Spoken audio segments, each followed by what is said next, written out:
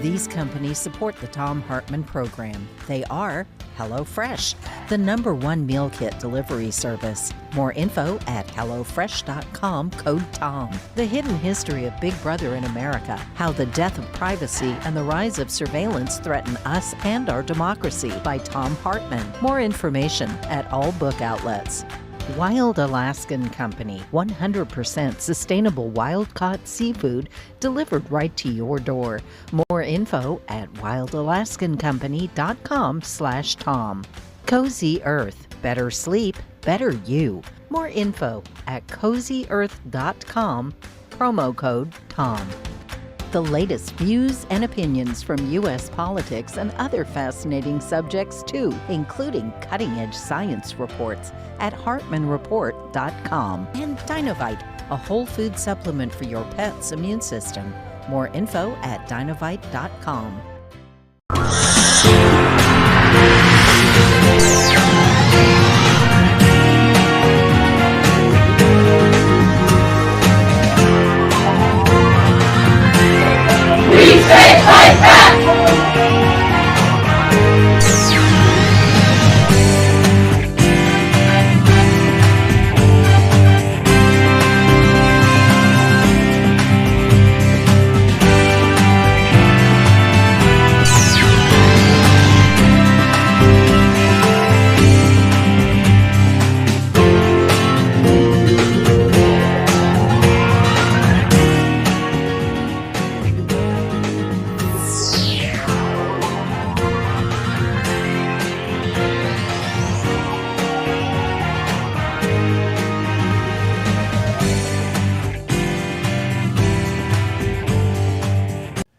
first published in 1993. This is from Chapter 1, titled Detoxing. Today's revolutionary need is to detox ourselves from the old, stereotyped political formulas from 20 or 30 years ago, without which we cannot deal with neocolonialism. A while ago, I was watching a Malcolm X Day program, and the main speaker ended by militantly reciting Malcolm X's famous phrase, "the ballot or the bullet." Haven't you caught the same thing? X, most fresh of all thinkers, is being turned into the equivalent of Lenin or Mao's corpse on ceremonial display. For when X threw down that slogan a generation ago, it was then timely and on point. Black people were struggling for freedom against colonial conditions, and most had neither the ballot nor the bullet. The militant question was which would be picked up. Now the black nation is struggling for its life against neo-colonial conditions, and new African people have lots of ballots and lots of bullets. Everywhere you have African city governments, African officials and African executives, African soldiers, African shooters, and African posses. You might say that the black nation is dying from too much ballots and bullets, but not radical enough truths, perhaps. Under colonialism, the oppressed were largely kept disarmed. Now it's all reversed. Imperialism as a neo-colonial system races not to disarm, which is hopeless in this age, but to arm the oppressed in its own way, whether it's posses or paratroopers, children included, naturally. Feminists say women should get self-defense. Does that threaten imperialism? Then why is Smith & Wesson making the Ladysmith, the .38 subnose specially sized for women? Is the government of white men doing anything to stop women from owning handguns? The ranks of white women who've done so are over 15 million and climbing. Be real. In the Ivory Coast and Somalia, men and boys in rags and bare feet have AK-47s and grenades. In New York and Los Angeles, kids too young for learner's permits got Raven 258 or a Deuce, or maybe even a Tech-9. What's the firepower of the old Black Liberation Army compared to the Crips in Compton or the Jamaica posses just in Flatbush? Get the Uzi is successful slang because it plays off reality we all know. More than a few new African children say personally they got to be more afraid of black people than white people. So how useful is the liberal left habit of playing low to the crowd with old anti-colonial rhetoric? It used to be that dissing the white man was a crime or close to it, dangerous for sure, like life-threatening if a black man or woman did it. Now it's so tame that Fox or ABC give it to us as a sitcom. There's even some college courses on how to diss the white man. He may not like it, but who cares? Imperialism doesn't care, that's for sure. Even white women are doing it now as a substitute for doing anything real. It's like running in place.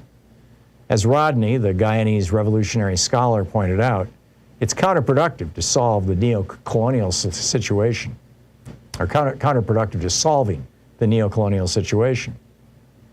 Revs still cling to the old ideas and ways, in part because we don't want to admit how ignorant we are now. This runs deeper, though.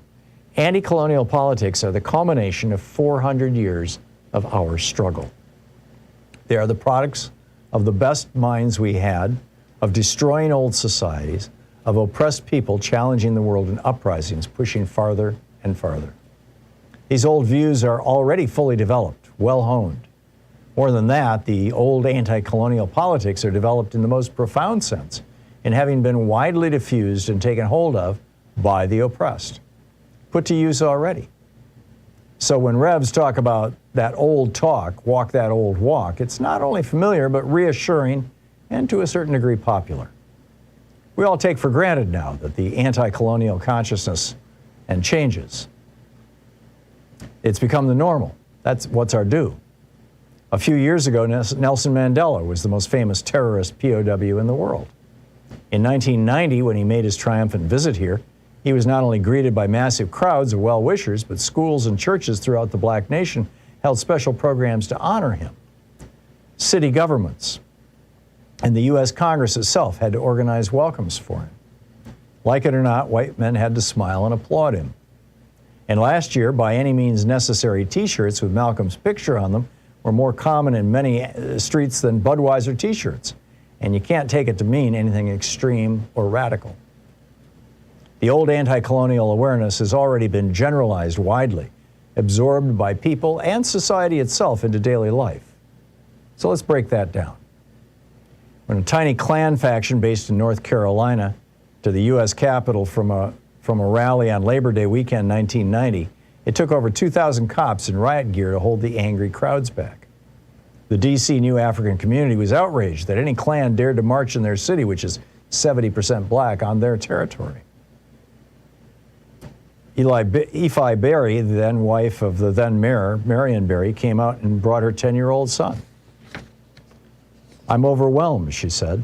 The book is Night Vision, Illuminating War and Class of the Neocolonial Terrain by Butch Lee and Red Rover, first published in 1993.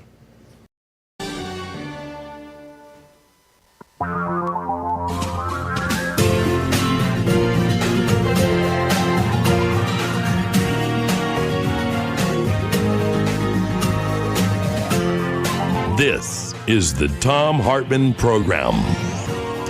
Well, happy Wednesday. We've got a lot coming up. It's kind of econ day here on the Thom Hartmann Program. Professor Richard Wolff will be with us in the second hour, and Professor Joe Stiglitz will be with us in the third hour, talking about, well, you know, the Fed, and we're going to get into shock therapy and neoliberalism. It's going to be fascinating, actually, I promise. We're going to start off with stormy days coming for the solar power industry in the Sunshine State. This is just an amazing story. The all-powerful for-profit utilities have apparently bribed or persuaded, Florida officials to crush what they consider to be a developing threat, solar power on people's rooftops. Do we need to federalize solar power? We'll get to that in just a moment. Also, the GOP and Sinema don't believe in policy, only power and money.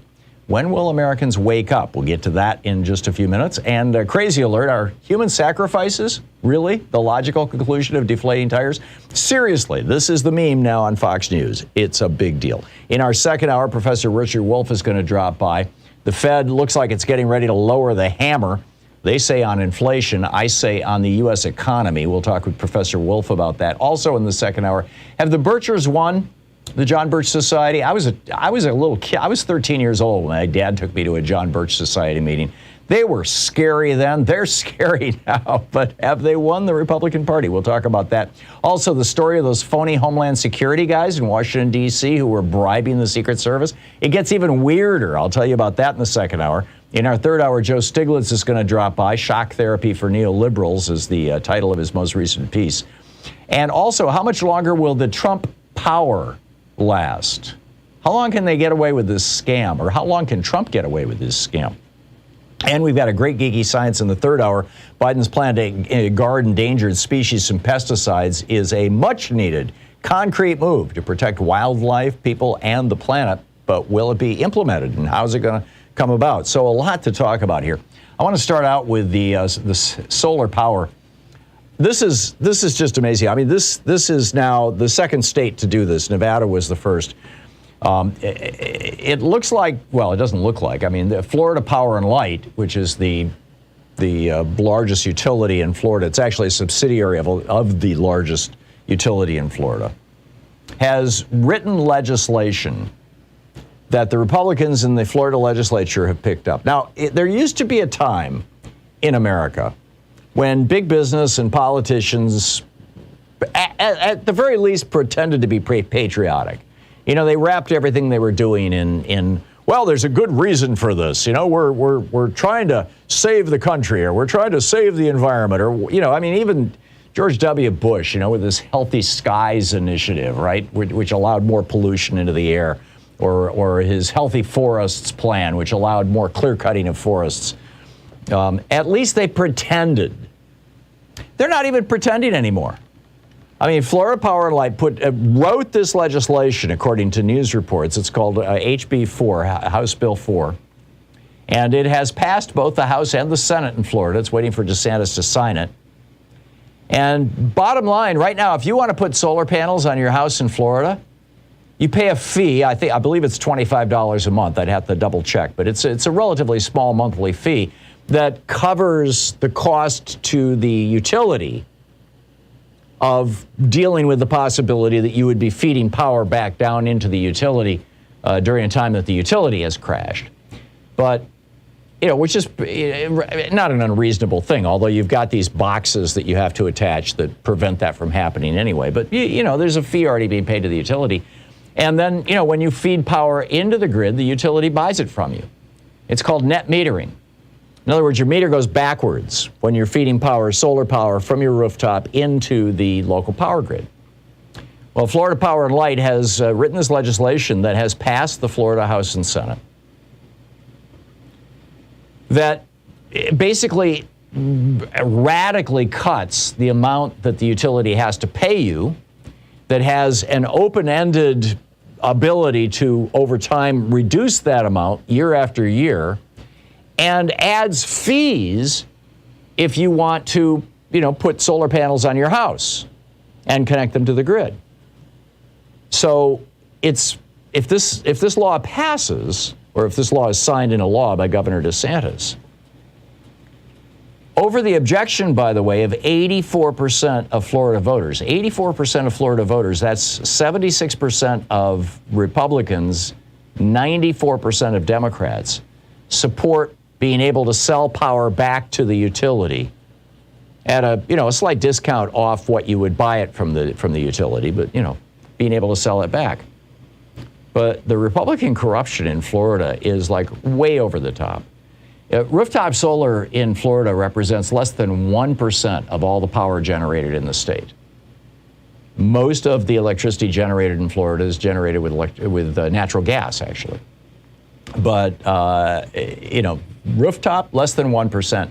But even at that, the solar power industry in Florida employs over 40,000 people and accounts for $18 billion in annual revenue to the state. And even if those numbers were to double or triple, so it becomes 2% or 3%, it's going to be more employment, it's going to be more stimulus, but it's still not going to really hurt Florida Power and Light. In fact, most of the studies indicate that you have to hit about 10%, generate about 10% of the electricity that the utility is generating before the utility starts noticing that, they're starting to substantially lose money. But nonetheless, here's where we're at. This is the Republican Party, hands out. Hey, a utility wants to write a piece of legislation for us to sign? Cool, just give it to us. A recent analysis found in the U.S. Congress, this is at the federal level. See, I think the solution for this is we need a federal law that defines standards for all utilities in the United States in terms of net metering. The problem is 109 members of the House of Representatives and 30 senators in the 117th Congress, quote, refuse to acknowledge the scientific evidence of human-caused climate change, which is one of the reasons that this is such good policy. Right, the more people who are generating electricity off their rooftops, the fewer greenhouse gas emissions are going into the atmosphere to make electricity. It doesn't just save consumers money. It also might save the planet. But when you've got, 139 members of Congress right now openly denying climate change because they're taking millions from the fossil fuel industry every year. And not only that, these Republicans are backed up by a well-funded climate change denying network of over 1,500 right-wing radio stations, 200 or 300 right-wing Spanish language radio stations, hundreds of over 300 right-wing television stations, 3 right-wing cable TV networks, national and statewide right-wing think tanks, hundreds of conservative publications, from newspapers to magazines to websites, all echoing this message that climate change is a hoax.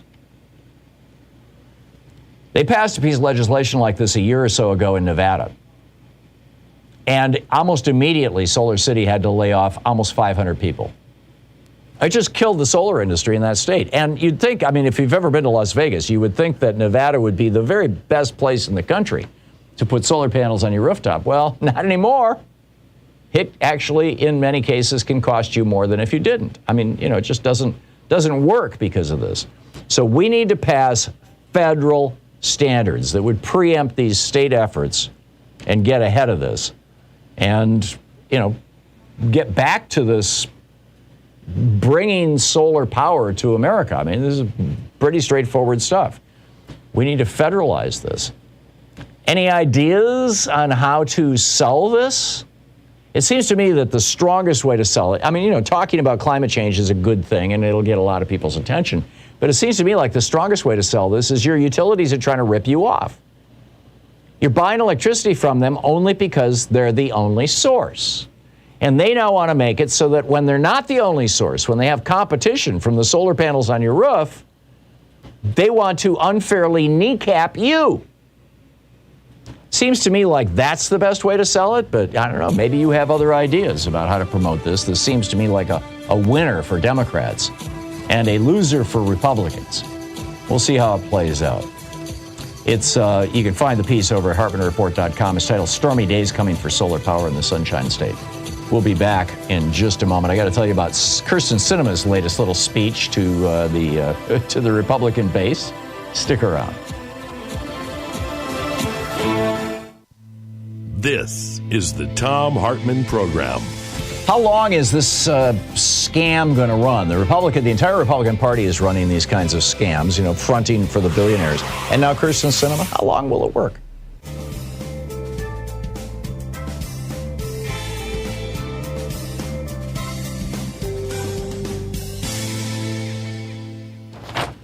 And welcome back.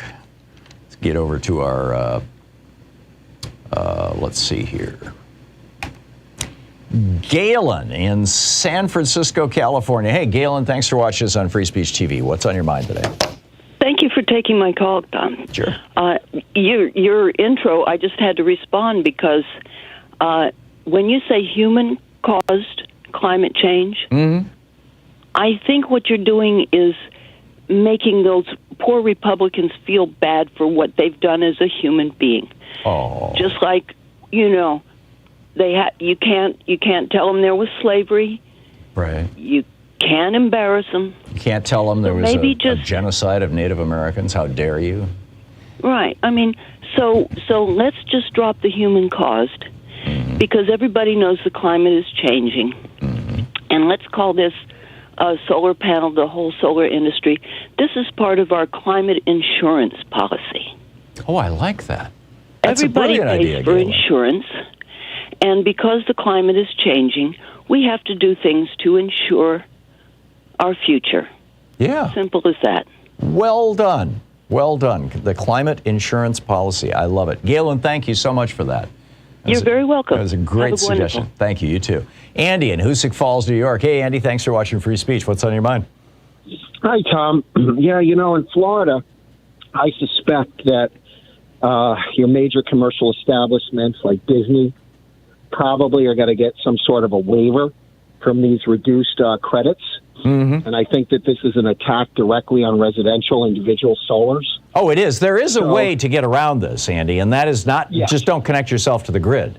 You know, well, that's you know, right now, true. usually it's like there's this box that's like an automatic thing to feed power into the grid or take power out of the grid. Just get rid of that box and put a giant physical switch there where you can just turn off the grid, disconnect the grid, and then, you know, flip another switch and connect your home solar system. But that requires you to have a really robust system. Yeah. Now, here in New York State, they do it a little differently. They don't have the power to legislate out solar credits. So what they're doing in this state is that they're picking and choosing the winners of who gets the net meters. So, like, I was denied a net meter, and the claim is that the substations are too antiquated and they're overloaded, so they can't issue a net meter. However, they have public records, and they show all applicants of who applies for net meters. So after I was denied, a gentleman farmer down the road with double the capacity was approved of a net meter. On the same system? On the same substation? Huh. Yeah. So what happens is you have to legally go after them. So this is private-public partnership that's going on with the state of New York and the utility. And so the guy down the street who had a much bigger stake in all this, he used a lawyer basically, or maybe a lobbyist. Yep, he got the right connections. So I'm getting letters, and I filed complaints, Department of Public Works, and state agencies. Public Utilities Commission, the PUC. Right, they flat out deny. So it's up here in New York, they got problems too. Not surprising, Andy. Wherever there's money to be made, right, you're going to have that. Right. Yeah, Andy, thanks a lot for the call. We'll be right back. It's 20 minutes past the hour. Stick around. It's the Thom Hartmann Program, the place where despair is not an option.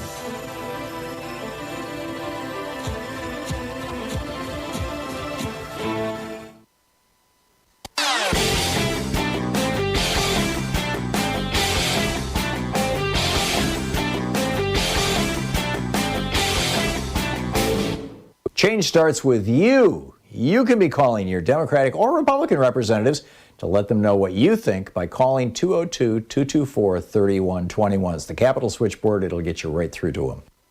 The New York Times has put together just an amazing graphic where they took all the record temperatures from last year, from 2021, and put the red ones being hot and blue ones being cold, put them as little dots on a map of the United States.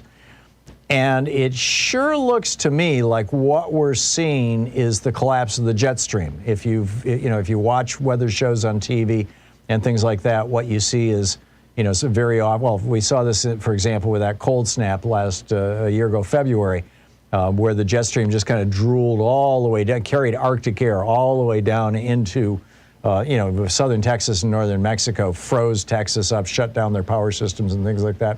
And it's blocking the movement of air here in the Pacific Northwest, and thus we're getting these massive heat waves.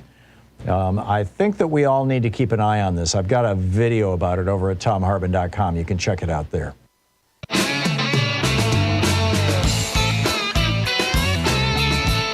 And welcome back, 21 minutes past the hour. So down in Florida, they're buying Republican legislators, the utilities.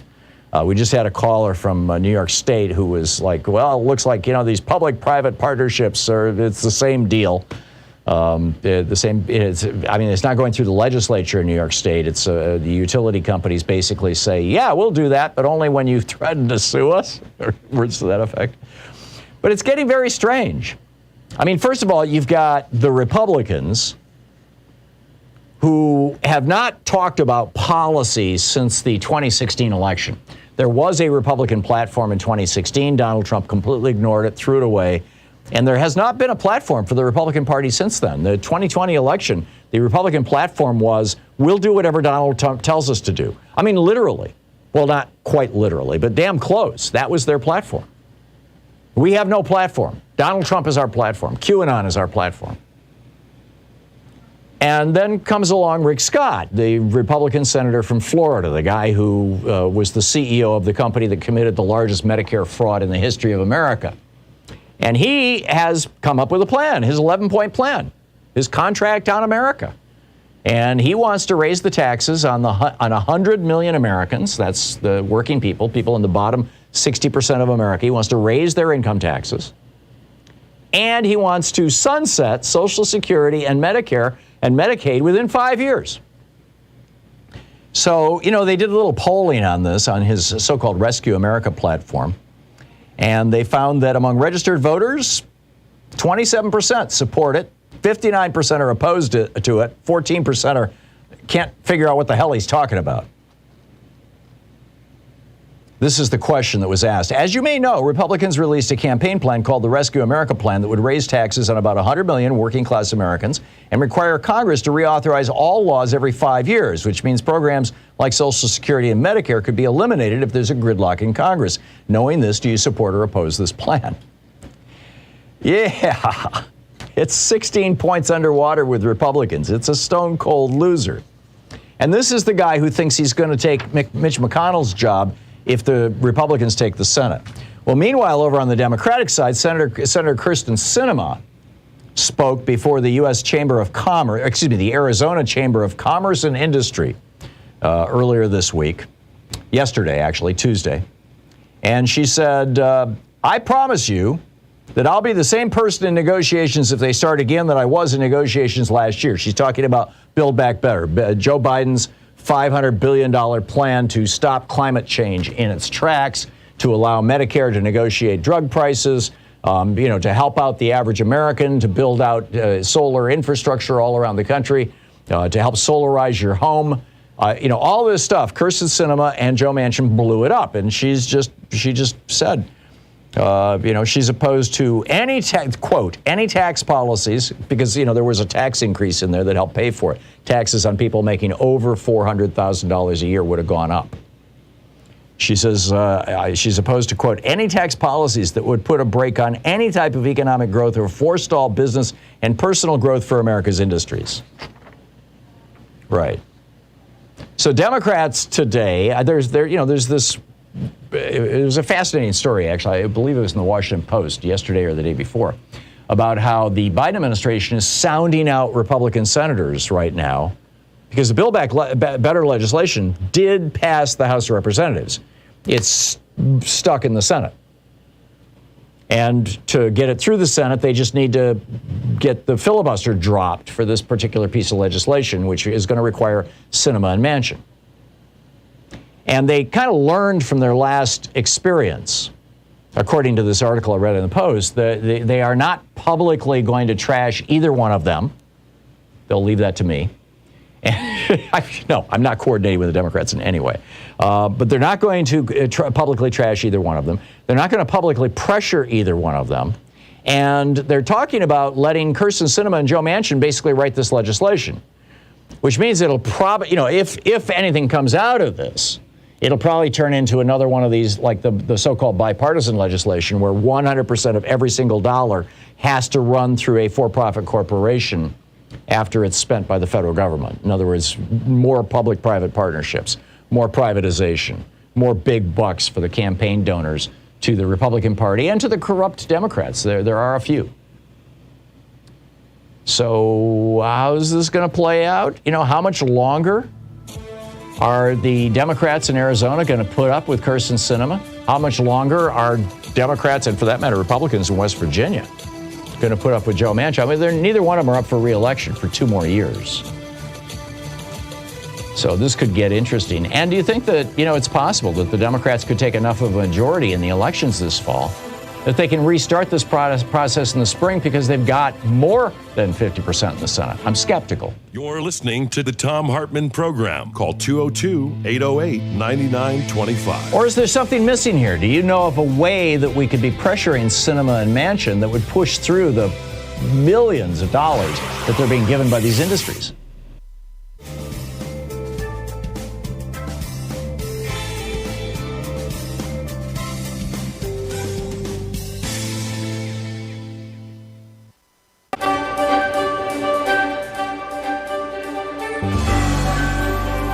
Our book today in the Thom Hartmann Book Club is by N.B. Turner. It's titled, Is China an Imperialist Country? And it's from a relatively Marxist point of view. I think you'll find it fascinating. This is from the introduction. It has long been known and understood that the entire world has been under the control of capitalist imperialism. For a time, a section of this world broke from it, beginning with the victory of socialism in Russia and continuing through the Chinese Revolution, constituting a socialist world.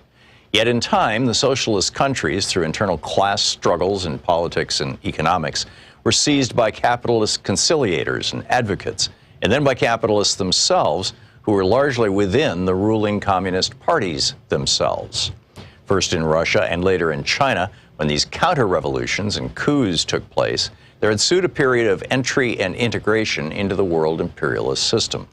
The Soviet Union, at first under the existing signboard of socialism, continued much of its established national and economic power relations into a new socialist imperialist bloc, socialist in name, imperialist in reality. The Russian capitalist imperialist attempt to maintain this bloc, or important sections of what had been part of this bloc and its historic allies, has continued in the years since the socialist signboard was discarded. In China, the defeat of the proletariat and the capitalist capture of state power after the death of the great revolutionary Mao Zedong have also led to a period of integration into the world imperialist system. China still operates under a socialist signboard, but has conducted itself unambiguously as a capitalist power. Before the last decade, especially since the demise of the socialist bloc, the U.S. was commonly seen as the sole superpower to which all other powers had to defer. The system which the U.S. had designed at the end of World War II was global in scope and to some more democratic in appearance than the old colonial empires. But it was built around the elitist privilege of power and authority, meaning the U.S. as superpower was at the centerpiece of the controls. But in the last decade, the imperialist world system is not what it used to be. Throughout the world, corrupt and comprador regimes have faced significant and often unprecedented mass popular opposition movements, which have revealed the deep instability of the old neo-colonialist arrangements. Even in the EU, the product of imperialist designs to supplant the historic internecine battles, there has emerged ever-deepening crises and conflicts and movements to assert nationalist interests against one another. Against the threat of Islamic fundamentalism, the imperialist system was directed by the U.S., has launched wars such as in Iraq and Afghanistan at huge cost, trillions of dollars, and immeasurable losses in political credibility and imperialist authority, as neither war has won any of the U.S.'s objectives. These clear failures at the hand of the largest and most powerful military force in the world do not bode well for maintaining the U.S.'s hegemonic domination of the world's imperialist system. And the economic and financial crises of the last half-decade or more have stirred not only deep discontent, resentment, and popular political opposition within the ranks of the U.S.'s reliable allies, but it has brought to the fore the imperialist anti-U.S. challenges from other major powers, specifically China and Russia. Forces worldwide are studying these changes and considering how they must change the set of options at hand. The all too prevalent view that U.S. imperialism is so powerful, so dominant, and so capable of manipulating all manner of forces and bending them to its will has been, and continues to be, a dangerous twisting of reality.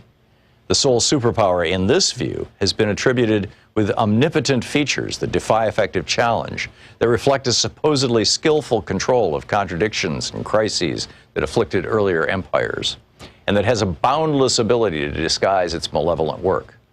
If it were true, it would be a remarkable development in human history. Indeed, it would be, as once touted in the time of the collapse of the Soviet Union and bloc by Francis Fukuyama, the end of history.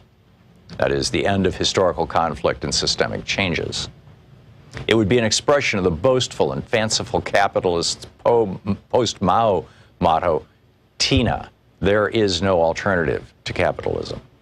There are others who assert that the U.S. is not so omnipotent and that it is in decline and maybe failing, but that the U.S. and its close allies constitute the only imperialism that matters, and that if all its detractors, victims, opponents, and its imperialist rivals band together, liberation will truly be achieved with the demise of U.S. imperialism.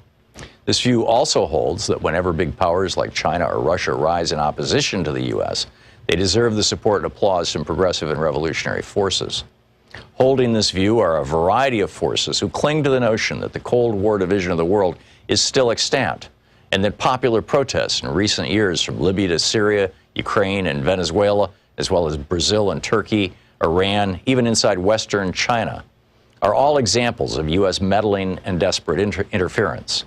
This view holds that without such U.S. manipulation and interference and disruption, the people would, by and large, be happy or passive. This is by any measure an amazing claim, denying the existence of class contradictions and struggles within each of these countries, and making it appear that the conspiratorial powers of the U.S. to manipulate events are unparalleled in reach and effectiveness. In practical political terms, this view distorts the basic reality. Is China an imperialist country?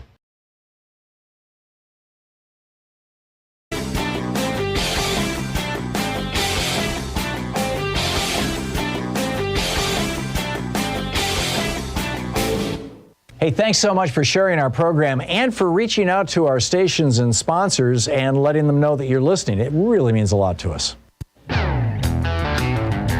Welcome back, 34 minutes past the hour. I'll pick up your calls in just a second, but I've got a crazy alert for you. This is insane. Human sacrifice. Yes, Fox News is concerned that climate activists are, well, the logical endpoint of one particular tweet from one relatively obscure climate group is human sacrifice. Yes, human sacrifice.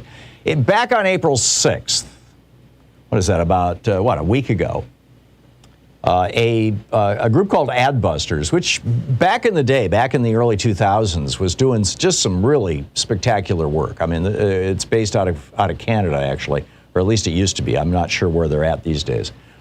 But they tweeted, and nobody knows if it was tongue-in-cheek or not. They're noted for tongue-in-cheek kind of stuff. The SUV Flat Tire Challenge, a gentle escalation of methods to drive the urgency of this climate crisis home and engender a systemic aversion to SUVs by flattening their tires. Now, nobody took this seriously. I mean, it literally got 62 retweets.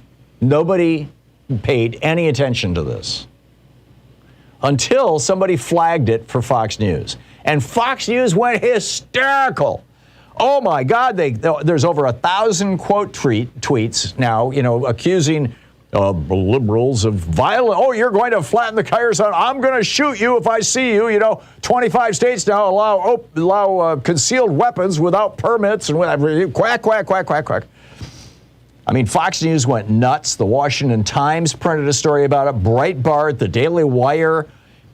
They're as Climate Denier Roundup notes over at dailycoast.com, instead of reporting, they're keening and wailing and clutching their pearls. And then Jesse Waters gets into the act over on Fox News, along with his fellow racist Alex Epstein to talk about it. And he says the takeaway is that, and I quote, if you take it to the logical conclusion, then we are pretty close to human sacrifice. Right. This is the same network that spent 2 years pumping out climate and COVID disinformation that is literally killing people. Fox News viewers are more likely to have died of COVID than viewers of any other network. I mean, it's fairly solid, the science on that. But hey, this obscure group says, hey, flatten people's tires on their SUVs is, which I would never endorse. Nobody's going to endorse that. Come on. I mean, there are climate people who have SUVs. This goes back to the whole idea of trying to, blame the victim kind of thing. No, we need national policies that are going to deal with climate. Okay, picking up your phone calls here. Marilyn in Land O'Lakes, Florida. Hey, Marilyn, what's on your mind today?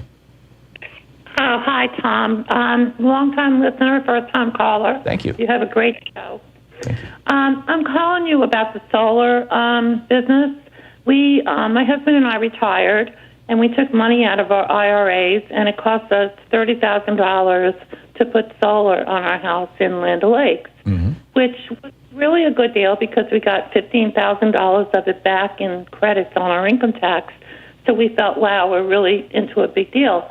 But we have the unfortunate experience of being customers of Duke Energy, and they're the largest chargers of electricity in the country. So when you get solar, you go into a special billing group. So normally in the last couple of years, our bill has been $17 a month, where it used to be $200 to $400 a month. And so now, in this last year, I guess from January, they were charging us $12.45 just to be their customer, for no other reason, just to be their customer. And this year, because we have solar, they decided that if you have solar, you have to have a minimum bill of $30 a month. So they added on a charge called a minimum bill adjustment, and it's $17.55 a month to bring you up to $30. Wow. So if you get solar, you're going to pay them $30, and we are delivering to them 1,000 and more kilowatt hours per month, and we're using probably 400 or 500 kilowatts a month, but we're always delivering more than we're using. So years ago, they used to pay you for that extra electricity that you were delivering. They don't pay for it anymore. It just becomes a credit on your bill. But I still would advise people, especially if you have Duke Energy, to get to a solar company, do your homework, get 3 or 4 estimates, and go with somebody who's reliable, because it's definitely worth the money. And somehow I'm going to be writing letters to the Public Service Commission about this minimum bill adjustment because we're paying for nothing. Yeah. This is crazy stuff. Marilyn, thank you. Thanks for a first-person account of how this works and this whole scam. It's amazing. Thank you, Marilyn. Bill in Clifton, New Jersey. Hey, Bill, what's up? Hey, Tom. I think that something people may not be aware of is that there's a whole revolution in electricity storage, which is the development of the graphene aluminum cell instead of the lithium ion. Has anybody manufactured those at scale, or is that still in the lab? It's coming out of the lab, but lithium-ion batteries can store up to like 180 watt-hours per kilogram, whereas graphene batteries can store up to 1,000 watt-hours per kilogram. Whoa. And obviously, it's a lot lighter. Aluminum's the most abundant metal there is, right. And lithium they're fighting wars over. Right, and graphene is just carbon. I mean, it's a form of carbon. Right. Yeah, it's a single atomic layer of carbon, and carbon's pretty interesting because in its diamond form, it's an incredible thermal insulator, but it doesn't carry any electricity. Graphene is a great carrier of electricity, but it's not good in terms of transmitting heat. It's used for nuclear reactors and things like that. Right. So in the future, or I hope it's sooner, it's going to be a lot easier. And right now, you can now buy portable lithium batteries that are like used in a car that'll have 75 kilowatt hours that you can run a house for 3 days on. Yeah. And they're saying the new Ford F-150 will run your house for 3 days.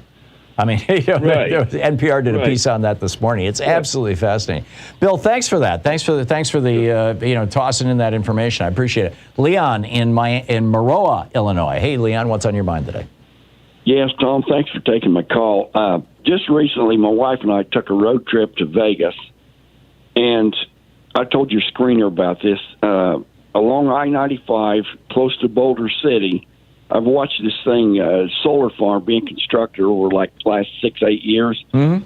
I've clocked it. It's 10 miles long along the mountainside outside of Vegas, and noticed on the east side of 95 towards Boulder City, it's even expanded a little farther. So I wonder if this utility company, you said Las Vegas they were having some problems getting solar panels installed in their homes, if that utility company is lobbied against this program, Oh, they don't want competition, apparently. Yeah, that makes perfect sense, Leon, because... And Go ahead. If you've ever seen Las Vegas at night and look at all those homes at Henderson and Vegas, they wouldn't need the solar farm. Yeah. If all those, there is probably no other place in the United States. I mean, arguably New Mexico and Arizona as well, and a good chunk of Texas, actually all across the South, where solar power makes so much sense. I mean, it's just like your home doesn't. The caller from Florida just a few minutes ago. She's giving the power utility 1,000 kilowatts a month, and she's using 400 kilowatts a month. I mean, with a good-sized battery, she could just disconnect from the utility, I suppose. But yeah, it makes perfect sense. Thank you very much for that, Leon. Go ahead. Also, my wife chuckled. We drove across the top part of Texas on Route 40, and she laughed at all of the windmills in an oil state. Yeah. Well, hey, it's 20% of all the electricity generated in Texas now is coming from wind, which is mind-boggling. Just mind-boggling. And the same is true of Iowa. Iowa is now up to 20%. There's a couple of states that are pushing like a fifth of their electricity now coming from wind power. It's just amazing. And of course, go ahead. We have them also expanding in central Illinois, east of Springfield and up towards Lincoln. I think even up towards Joliet, that area. But they're expanding here in central Illinois. It's cheaper. As well. It used to be that coal was the cheapest energy source for generating electricity. And then, oil was a little more than that. Natural gas was a little more than that. And then you of course, there are others. I guess, hydro is probably very cheap, but, right. Of the fuel sources. But now solar and wind are cheaper than coal. I mean, that's an amazing thing. When the cheapest fossil fuel is more expensive than, what just 10 years ago was your most expensive energy source. It's incredible. Right. Leon, thanks a lot for the call. Thanks for sharing the story. It's 45 minutes past the hour. We'll continue with your calls after this. How are we going to deal with, Kyrsten Sinema and Joe Manchin? Do you think that Build Back Better can be put back together? Can America solarize? Can we get a federal standards for this stuff? You're listening to Thom Hartmann. Visit thomhartmann.com for audio and video archives. So many ideas, so little time. We'll be right back. It's the Thom Hartmann Program, the place where despair is not an option.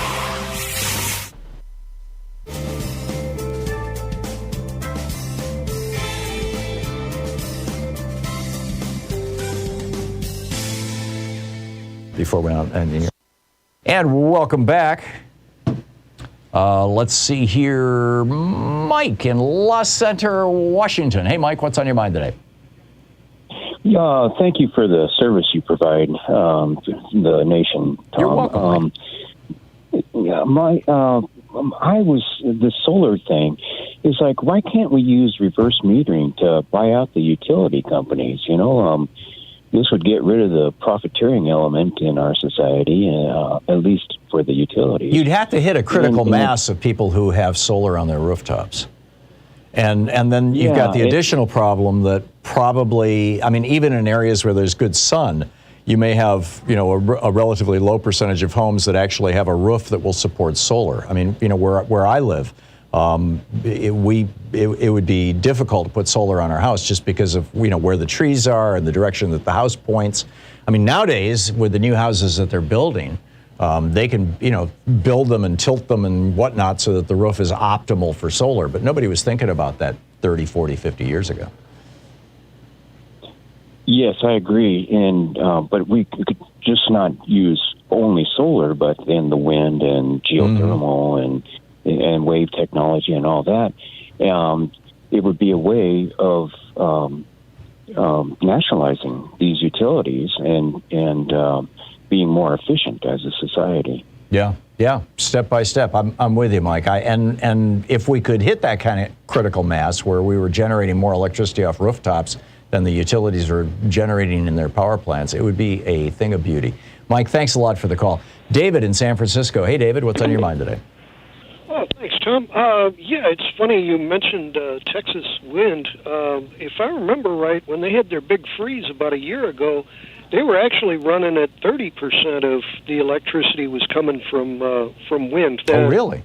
Week. Yeah. Yeah, Greg Abbott was trying to trash it, but it was by and large, it was doing fine. Yeah, absolutely. And they're quite, they're well aware that alternative energy is the right way to go. And as a tie-in to that, back 20 years ago when Enron got the deregulation of electricity passed, that's almost 25 years ago now when I think about it. Part of what California was allowed to do was to aggregate. And that woman that was talking about how she was being charged basically twice as much to hook up to Duke Energy, I'm wondering if her state would allow her to aggregate. What does aggregate mean?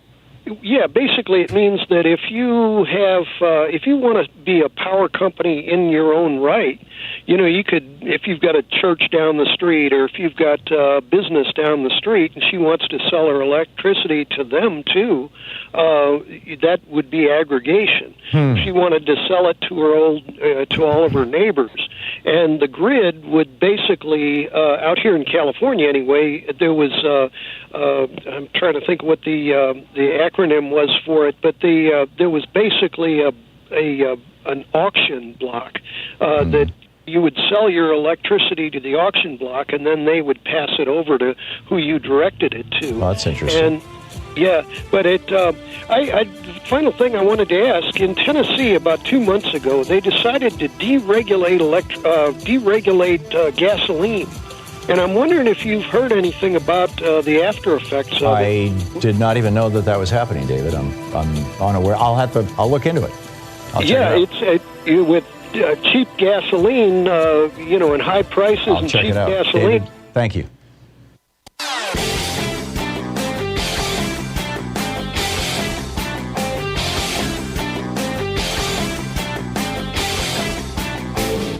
Share the Thom Hartmann program with your friends. We're available on SiriusXM, Free Speech TV, Pacifica, commercial stations nationwide, YouTube, Twitter, Facebook, on the Thom Hartmann app, and you can even tell your smart speaker to listen to the Thom Hartmann program. And welcome back. This is, quite the topic, eh? Joel in Joliet, Illinois. Hey, Joel, what's on your mind today? Tom, how are you? Good. Hey, you said about how do we deal with Sinema, Manchin, GOP. It is extremely easy, and the way we do it is history and education. And here's a brief little outlay to make the people get everyone up to speed. Back in the day, there was two villains, which everyone knows you talk about. There would be corporations and politicians. When they tried to pull a fast one, they got caught. So they figured out they had to take over the media.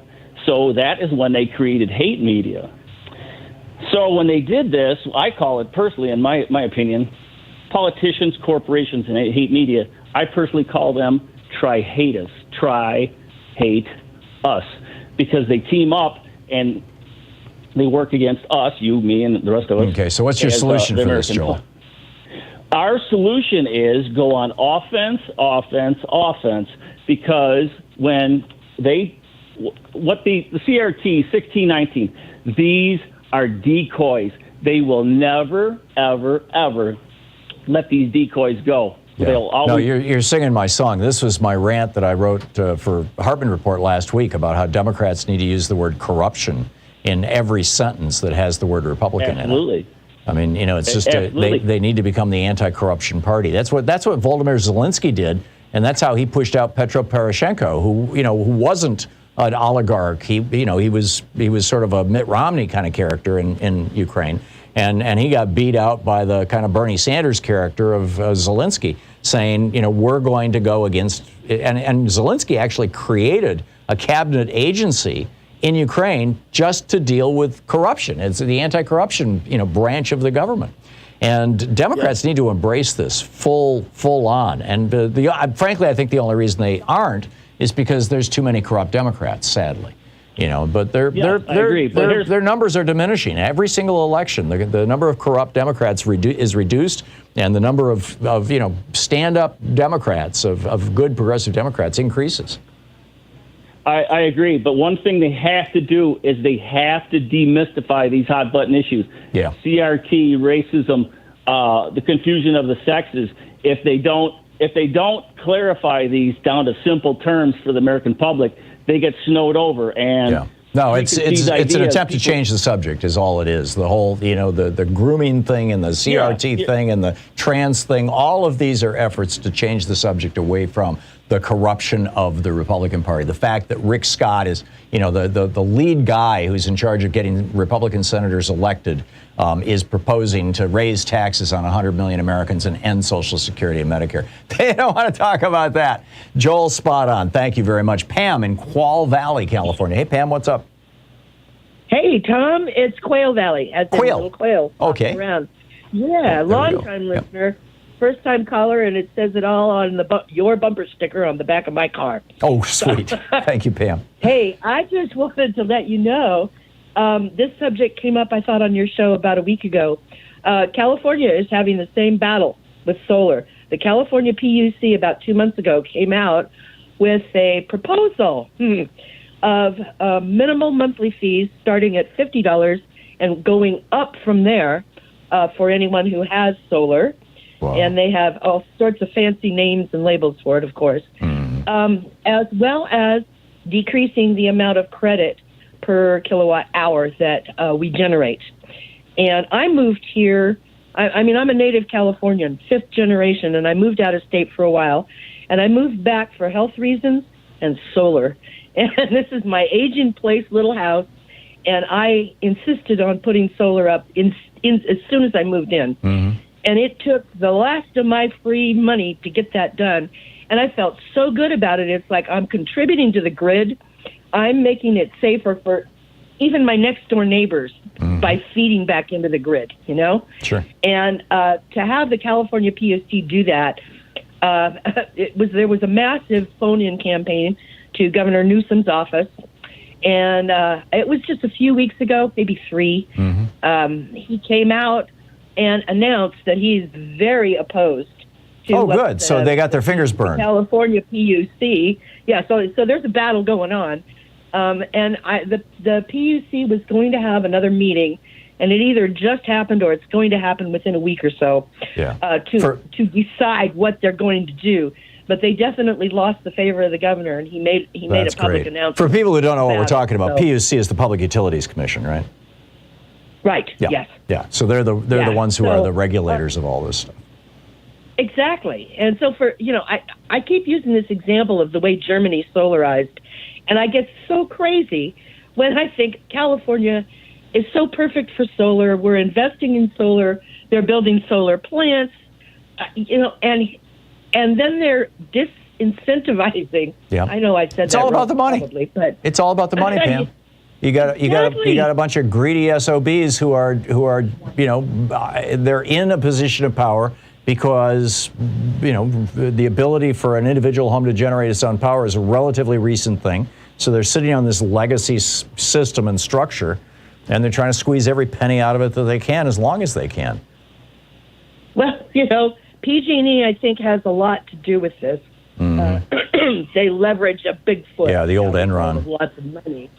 And there's that big debate going on right now. They just agreed to $55 million payment for all the towns in Northern California that their negligence caused. And that was to avoid criminal charges.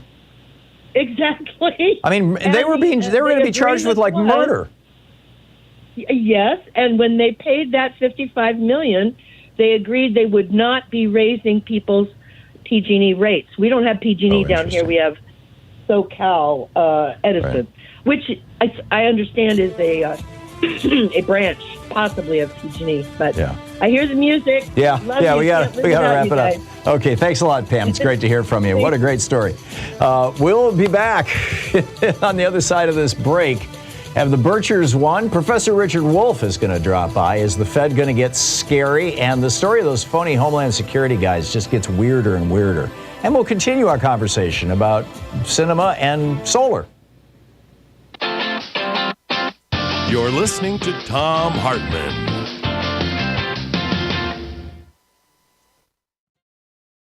These companies support the Thom Hartmann program. They are HelloFresh, the #1 meal kit delivery service. More info at HelloFresh.com, code TOM. The hidden history of Big Brother in America, how the death of privacy and the rise of surveillance threaten us and our democracy, by Thom Hartmann. More information at all book outlets. Wild Alaskan Company, 100% sustainable wild-caught seafood delivered right to your door. More info at wildalaskancompany.com/Tom. Cozy Earth, better sleep, better you. More info at cozyearth.com, promo code TOM. The latest views and opinions from U.S. politics and other fascinating subjects too, including cutting-edge science reports at hartmanreport.com. And Dinovite, a whole food supplement for your pet's immune system. More info at dinovite.com.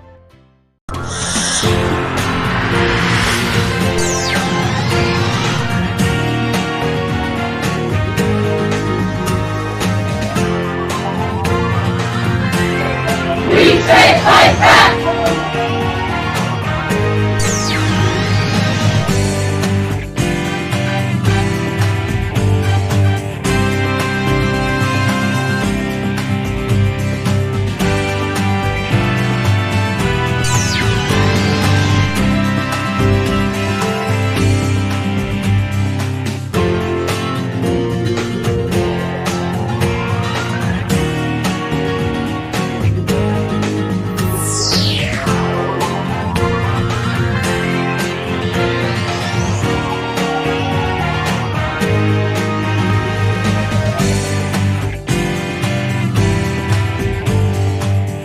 today in the Thom Hartmann Book Club is The Hidden History of American Healthcare, Why Sickness Bankrupts You and Makes Others Insanely Rich by me. I wrote this book. This is from the introduction, the title, How a Single-Payer Healthcare Systems Helps Stop COVID-19. Healthcare systems can be national security systems. Just ask anyone from Taiwan. From January 20th, 2020, the United States, or on January 20, 2020, the United States recorded its first known case of COVID-19 infection. The following day, Taiwan got their first one too. By the end of April, over 1 million Americans were infected with the virus. But Taiwan had recorded only 388 infections, and their last case of local transmission was on April 12th.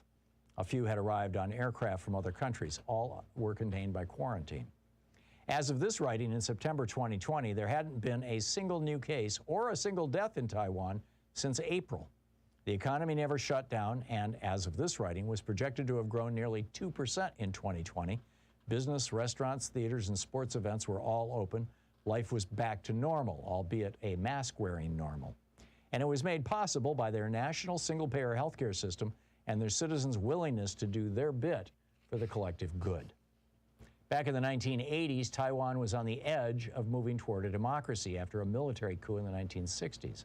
And about 40% of Taiwanese families did not have health insurance. If somebody in a family got sick, the cost of care often wiped out that family, and demands for reform were loud across the nation. Yue Reinhardt was a German-born healthcare economist married to a Taiwanese woman, and he attended a conference on healthcare in Taipei in 1989. His presentation impressed representatives of the government in attendance, and while he was still in town for the conference, they asked him for his best suggestion for a national healthcare system. He and his wife went back to their hotel and discussed the issue in depth, finally deciding that a single-payer national system would be the most cost-effective, efficient, and comprehensive program possible. He shared his thoughts with the government representatives, and the next day he left Taiwan to go back to Princeton, where he was an economic professor. 6 months later, though, a representative of Taiwan's government called him to say that they were going to take up his suggestion and asked him to help craft their healthcare program. He enthusiastically agreed, and by 1995, Taiwan had instituted one of the world's best single-payer healthcare systems. Today, everybody in Taiwan is fully covered for doctor and hospital services. Everybody has a driver's license-like healthcare card, which accesses their entire medical history. They can book a doctor's appointment on any computer terminal in the country, and the entire cost of the system is a bit more than 6% of Taiwan's GDP. For comparison, in the United States, healthcare consumes 24% of our GDP, because there is no insurance company intermediaries sucking profits off the system in Taiwan. When COVID-19 hit, Taiwan chose not to use the blunt force technique of shutting down their economy and locking people in. Instead, they took on the coronavirus with an aggressive nationwide test and contact trace program tied into the National Health Service database. Every infected person was identified and put into a comfortable quarantine, and every person he or she had come into contact with, even very marginal contacts, were also tested and their contacts traced. By April, just a bit more than 2 months after the first case surfaced, the country had the coronavirus isolated and completely under control. By quarantining inbound visitors to the nation island of 23 million, they were able, as of this writing, to keep it that way. Maintaining public health is one of the most important functions of any nation's healthcare system. Because America's is so fragmented, it's inconceivable that our nation could respond to an epidemic, a pandemic, or another public health disaster with the speed and elegance of Taiwan or any of the world's other nations with single-payer Medicare for all types of systems.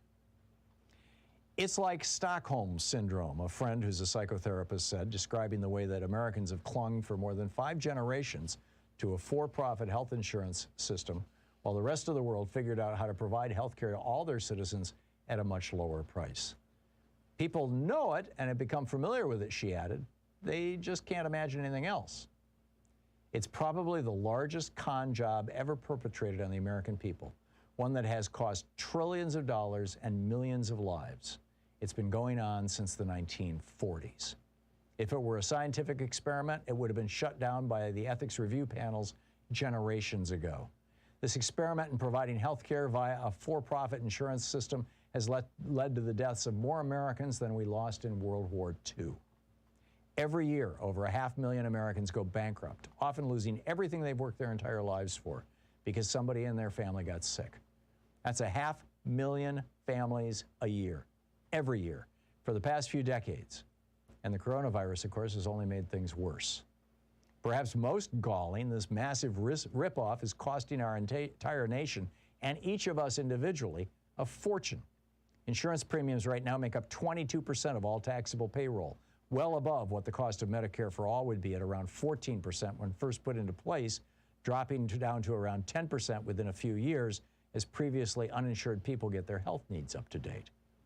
As the health insurance, drug, and hospital parasites push their suckers deeper and deeper into our body politic, spending on health care by Americans went up 25% between 2000 and 2014. The book, The Hidden History of American Health Care by Thom Hartmann.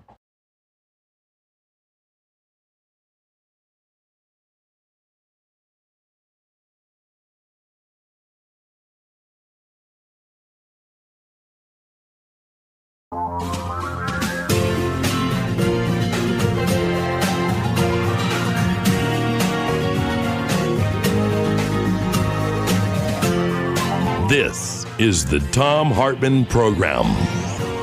So, welcome back to the second hour of our program. Quantitative easing, quantitative tightening. What the heck is this stuff? How is it going to affect us? What is the Fed up to? The fascinating piece over in the Financial Times here is titled "The Fed Gets Scary" by Robert Armstrong and Ethan Wu. Let's talk about this with a genuine expert. Professor Richard Wolff is an economist, professor of economics, co-founder of democracyatwork.info, the author of numerous books. His latest, "The Sickness is the System: When Capitalism Fails to Save Us from Pandemics or Itself." Prof. Wolff with 2 F's on Twitter. Professor Wolff, welcome back. So quantitative easing, quantitative tightening. This has to do with the Fed buying and selling bonds, if I understand this correctly. Can you explain what this stuff is and why we should care? Yes. First of all, the Fed is the name we give in this strange country of ours to our central bank. In other countries, it's called the central bank. Because of our weird history, we call it the Federal Reserve System. But it is the central bank, and it has the same responsibilities that central banks have in most other countries, namely to control the money supply in the economy and to control the interest rate at which money is lent from lender to borrower. These are extremely important things. You know, the old saying, money makes the world go round. Well, if money is as important as that is, and most of us know that it is, well, then it shows you how powerful the government always is in a capitalist society, because the government is given the role of controlling the money, mostly because when it used to be controlled by individual banks, the level of chaos and corruption was so enormous that it was taken away from the private sector and given to the government, which didn't mean that problems didn't exist, but that's the logic of what it has. All right, so quantitative easing means simply that the Federal Reserve, our central bank, thinks the economy is in trouble, and so it's going to pump money in. It's going to literally create money, lower the interest rate so it can people can borrow it and industries can borrow it, and they go into the economy where the government bonds exist. From previous years, when the government borrowed money, it gave the people it borrowed from a bond, literally a piece of paper, a kind of IOU, and the Federal Reserve comes in, prints brand new money, and buys the bonds from industry, from banks, from rich people. The rest of us don't participate in that market. And in that way, it pumps the money up into the economy. That's quantitative easing.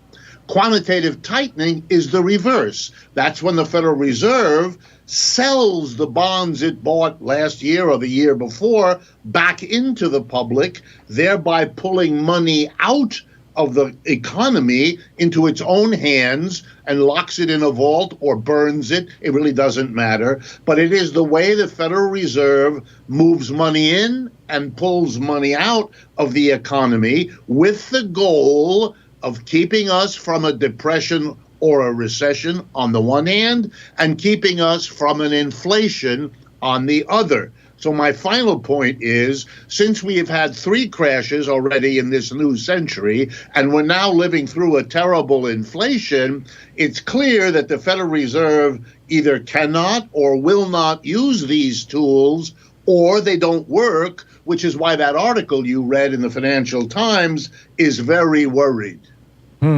So, I mean, you know, the Fed has been around since 1913, if my memory serves me correctly. Yes.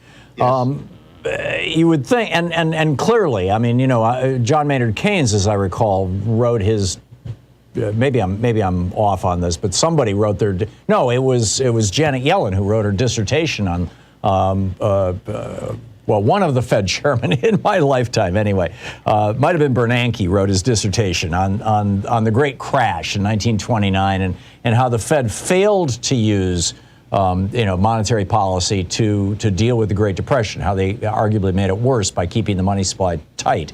How is it that it's been over 100 years and they haven't figured out how to make this work? Or is it just a really blunt instrument?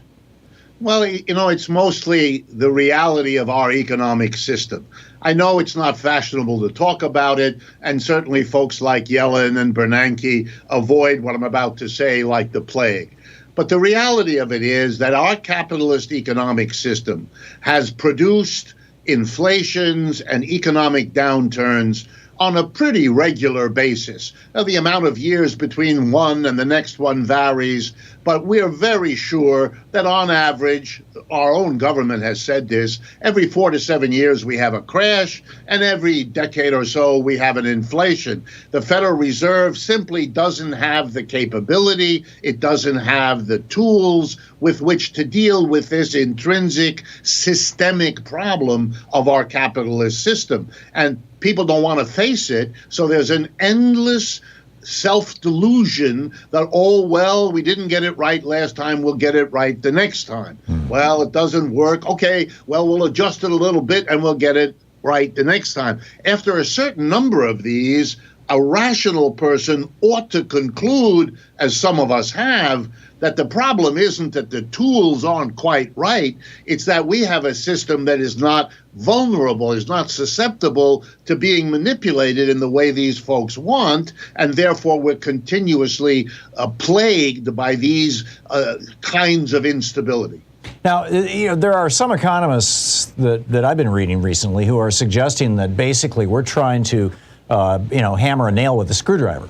That we're using the wrong tool for the problem. That the crash of 2000, the crash of 2000 and the crash of 2008 were the direct result of deregulation of the banking industry and of the mortgage industry that invited criminal activity, and criminals basically crashed the system both times. Criminal bankers, those criminal bankers made off with a pile of money.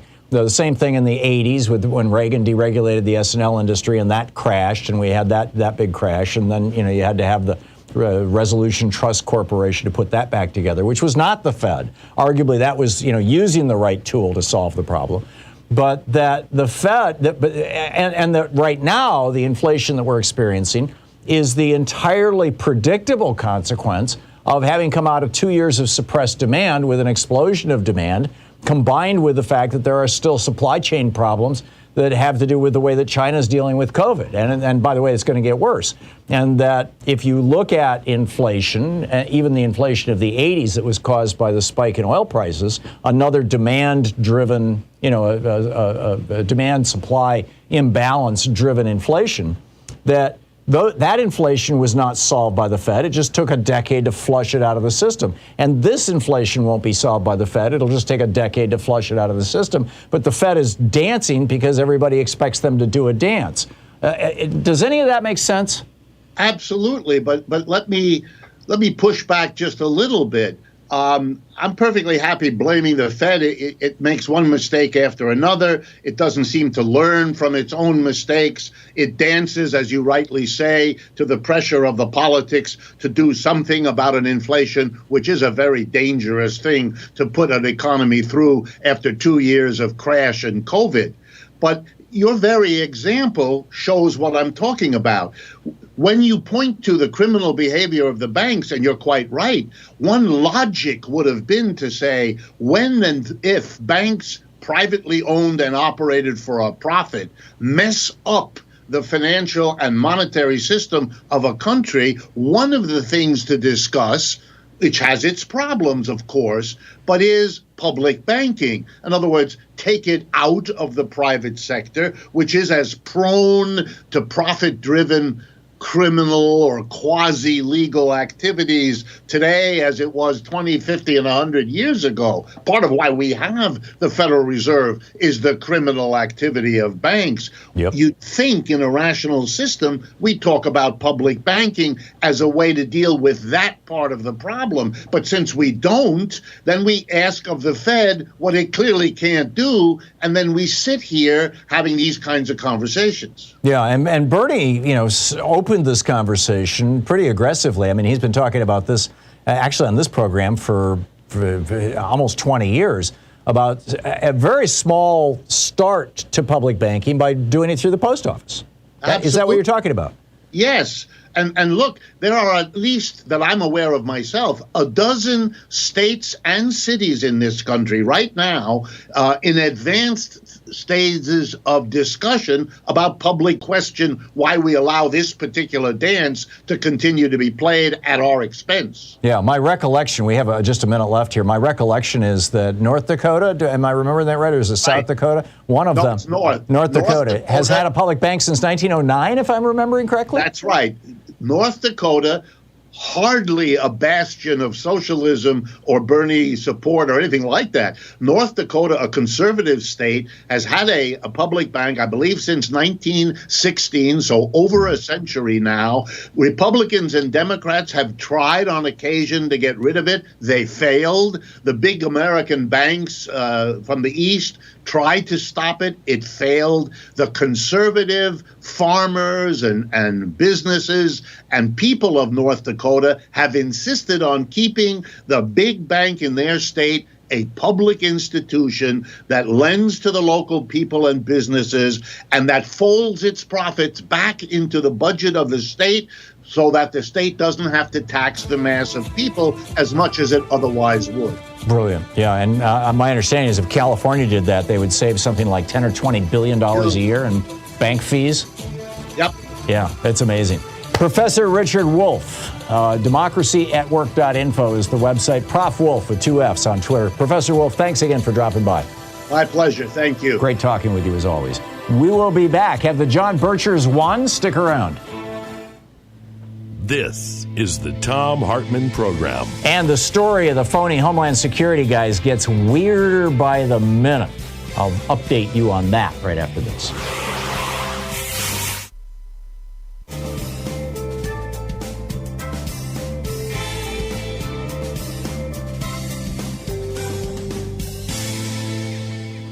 And welcome back. Anton in Los Angeles watching us on YouTube. Hey, Anton, what's on your mind today? Yes, hi.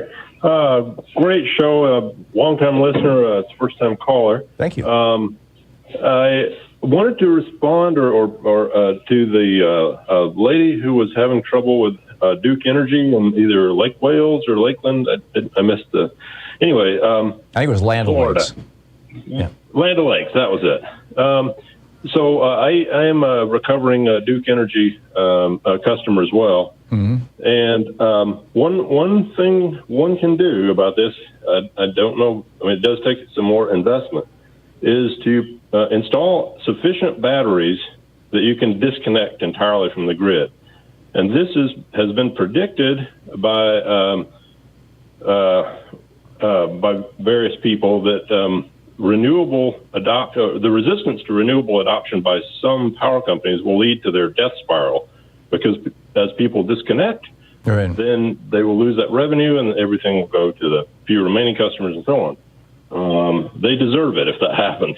Yeah. But batteries is one way to do it. And the other quick comment is one way to get people who might not otherwise be interested in solar to be interested is to point out the fact that it's distributed, not centralized. So it gives the homeowner independence from the power companies, which no one likes for the most part, with the exception of some of the co-ops and so on that are solar friendly. Right. So those are the two things. I mean, even people who are very right wing like the ability to distance themselves from the corruption, as you've pointed out, of power companies, and to be independent. Yeah, you're absolutely right, Anton. And batteries, a good storage system, and they're getting cheaper and cheaper and more sophisticated every day, are absolutely the way to go. Thanks a lot, Anton. Great to hear from you. Stephen in Pataskala, Ohio. Am I saying it right, Stephen? Pataskala. Come on, Tom. How many times have I called now? Interstate Commerce Act, right? Yeah. People aren't allowed to interfere with interstate commerce. The grid is tied from state to state, and now each sector of the country, I'm talking like Professor Wolff now, hold on. Each sector of the country is now being tied together, okay?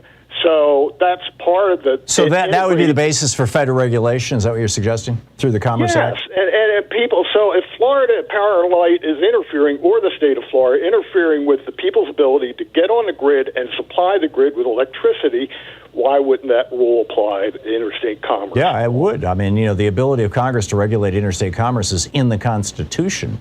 So, it shouldn't be rocket science. The problem is that we've got, almost 200 members of Congress right now who, forget the grid. They're denying that climate change is real. Yeah, well, if it's in the Constitution, then it's law, and if somebody's interfering with interstate commerce, if I remember right, then they're liable. So the interstate commerce of electricity should be priority right now, you would think, right? And it raises the interesting question. I mean, Bobby Kennedy used that interstate commerce to desegregate lunch counters by saying, hey, even though you're in Georgia, you've got Heinz ketchup, which came from Pennsylvania, therefore you're engaged in interstate commerce, therefore I can send the National Guard down there. So maybe... Good catch, Tom. Excellent. Maybe Joe Biden can do something along those lines. I don't know. That's an interesting... Executive Order, Interstate Commerce Act for electricity. There you go. Stephen, good one. Thanks a lot. Great to hear from you in Pataskala. We'll be right back.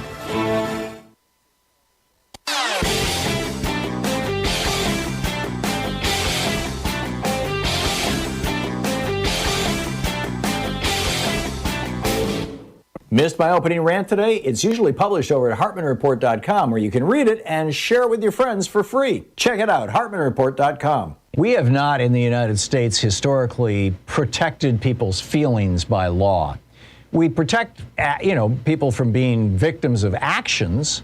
You can't be discriminated against in a store or a restaurant or a mortgage or anything else based on your race or your gender or your ethnicity or in many cases, your sexual identity or gender identity. But it is not typically, typically we don't put into law, you may not hurt somebody's feelings. But that's exactly what Florida is doing with their so-called woke act, the Stop the Wrongs to Our Kids and Employees Act, which basically threatens teachers if they cause their white children or any children to, quote, feel discomfort, guilt, or anguish as a result of what's being taught. This is a dangerous precedent. There's a whole video about it over at thomhartmann.com. You can check it out.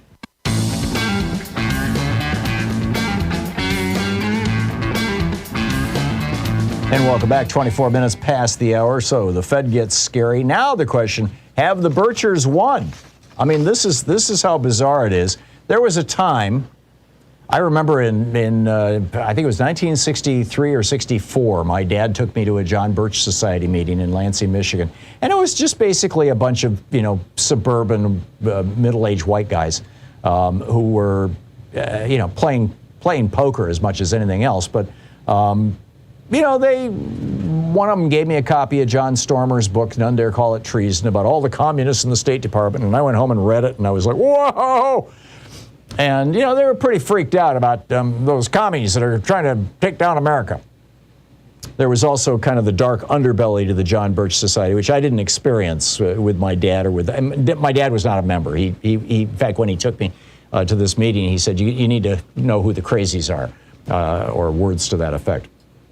But in any case, Buckley, back in the 60s, around that same time, William F. Buckley was trying to derail the John Birch Society. On the other hand, Fred Koch, the godfather, the patriarch of that family, was helping to fund the John Birch Society. The John Birch Society's big thing back in the 60s was putting up billboards saying, impeach Earl Warren. And that was because of the 1954 Brown versus Board case. So, well, where are we at now? Well, the organization has made a real comeback thanks to Donald Trump. Travis Geddes is writing over at Raw Story. He's quoting this fellow Trzynski, who has written about this and says, looking at American politics, it sure looks like this seminal conservative achievement is unraveling. The Birchers are back and they are winning. He says, we have a conspiracy theory that explains everything, a secret cabal that controls everything from the intelligence agencies to the schools. Now, like I said, when I was a kid, the Birchers were convinced that it was the communists, principally the communists in Russia, in Moscow, who were, the puppet masters controlling the world.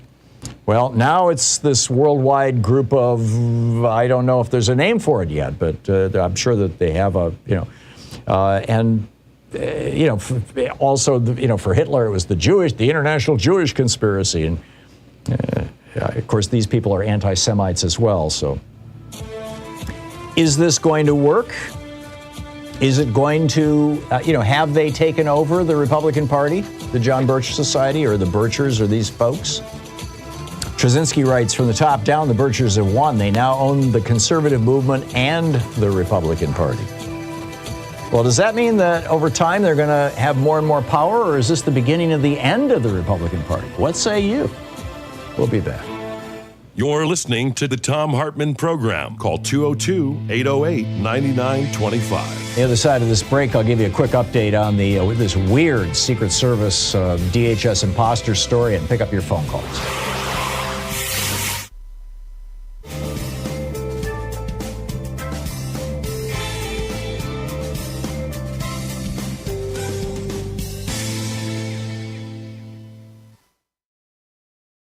Our book today in the Thom Hartmann Book Club is Tyranny, From Plato to Trump, Fools, Sycophants, and Citizens by Andrew Fiala. This is from the preface. It starts out with a quote from Mary Wollstonecraft from her book, A Vindication of the Rights of Women. Quote, tyrants would have cause to tremble if reason were to become the rule of duty. We recently witnessed the failure of a would-be tyrant who attempted to subvert the rule of law and overturn the result of a democratic election. The American system was pushed toward a cliff, but constitutional guardrails slowed things down. Conscientious people pumped the brakes, and the system held. This was a lesson of tyranny averted. We should take stock and learn what worked and what needs improvement in our system and in our souls. And while the American crisis of 2020-2021 was frightening, a broader historical perspective helps. The threat of tyranny is common, but the cure is well known. It involves virtuous citizenship and a stable constitution. The tyrant's rise and fall is an old story. Consider, a plague descended on the nation as the tyrant ranted and raved, refusing to admit that he was the cause of the nation's ills. The tyrant lived in a fantasy world of his own creation. He refused to accept what was said by those who spoke truth to power. Instead, he listened only to those who flattered his ego and encouraged him in his delusions. The nation suffered profoundly under the tyrant and his plague. He tried to blame the plague on some other scapegoat. Members of the public were seduced by the tyrant and his sycophants to sacrifice everything on behalf of a lie. Violence erupted. When the awful truth was finally revealed, the chorus reached a tragic conclusion. Our lives were mere shadows, and then there's a block of poetry here. Our lives were mere shadows, happiness fades away to nothing. The tyrant's fall reminds us that no human creation lasts forever. Plague and trouble make victims of us all. This is from Oedipus, the Tyrant, lines 1190. This is the story of Oedipus. It is also the story of Donald Trump. The players in this tragedy are found throughout history. They are the tyrant, his sycophants, and the moronic masses. The tyrant rages, The sycophants simper. The masses cheer and howl, fight and die. As the plague spreads, good things fall apart and decency suffers. This tragedy brings with it the risk of despair. The good news is that the cure for this disease is well known. It is, as Mary Wollstonecraft suggested, reason. Life in general must be made reasonable. This means we need a reasonable constitution as well as wise and virtuous citizens. Wisdom and virtue work together to prevent tyranny. Plato and Aristotle knew this, as did John Adams. Adams wrote in his diary when he was Vice President of the United States, quote, "Tyranny can scarcely be practiced upon a virtuous and wise people." But wisdom, virtue, and reason are often lacking. Wollstonecraft, I've got my Marys wrong. This is Wollstonecraft, I'm sorry. Wollstonecraft laments the fact that, quote, "tyranny in whatever part of society it rears its brazen front will ever undermine morality." Tyranny is not only a political problem, it is also a moral and spiritual one. It afflicts our souls as well as churches, businesses, and family life. Wollstonecraft's important contribution was to argue that for the liberation of women in an era when women were oppressed by the tyranny of patriarchal families. Wollstonecraft was a contemporary of Thomas Jefferson and other thinkers of the 18th century Enlightenment. Despite their claims to enlightenment, the heroes of this tradition suffered from moral blindness, as we all do. Jefferson's words inspired a revolution against the tyrant King George III. The words inscribed in the Jefferson Memorial state, "I have sworn upon the altar of God eternal hostility against every form of tyranny over the mind of man." But Jefferson owned slaves, one of the more obvious forms of tyranny in the world. We must all be careful of our blind spots. Reason aims to shed light by holding up a mirror.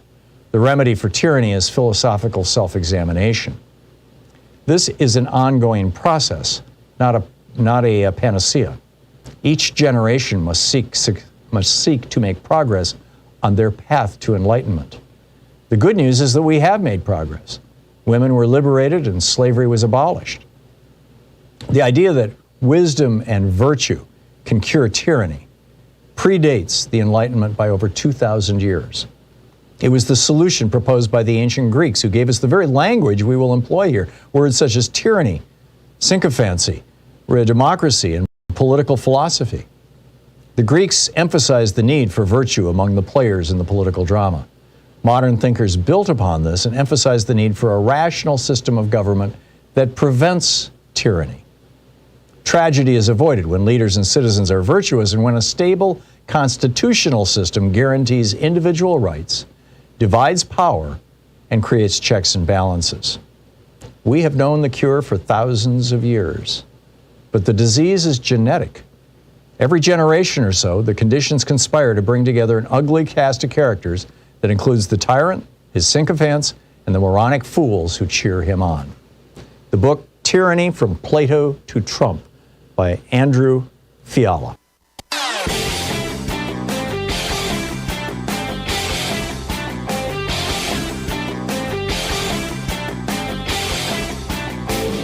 Our 1-hour free podcast recaps our show, and it's available wherever fine podcasts are found. And we have the full 3-hour podcast available over at thomhartmann.com if you want to really support our program. So you remember the administration originally said that we're going to give 4 free COVID tests to every household in America. And you can do that, get them delivered by the post office for free by going to covidtests.gov, covidtests.gov. But they said that they're not going to provide free test kits to people on Medicare. Instead, you have to go to covidtest.gov and get your 4 free test kits. Well, they have rethought this. This is a brand new policy. And this will be the first time that Medicare covers free over-the-counter tests of any kind for people who are, or offers free over-the-counter tests for anybody who's on Medicare. The pharmacy, Medicare pays the pharmacy direct. And you pick it up from your pharmacy. So just an FYI on that. And there are a few other dimensions that have to do with TRICARE and a few other things. We've got a video about it that's over at thomhartmann.com that you can check out.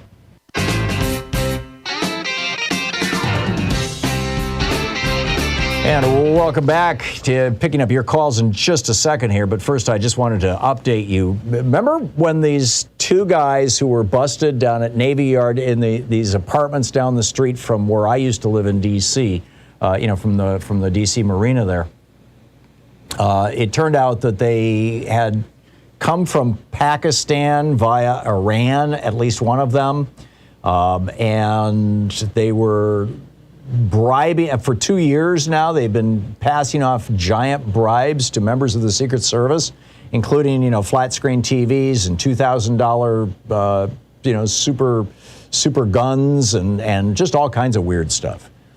And they had been presenting themselves as members of the Department of Homeland Security, but they had roped in, now I guess that 5 or 6 of these Secret Service guys have been put on hold, apparently for taking bribes.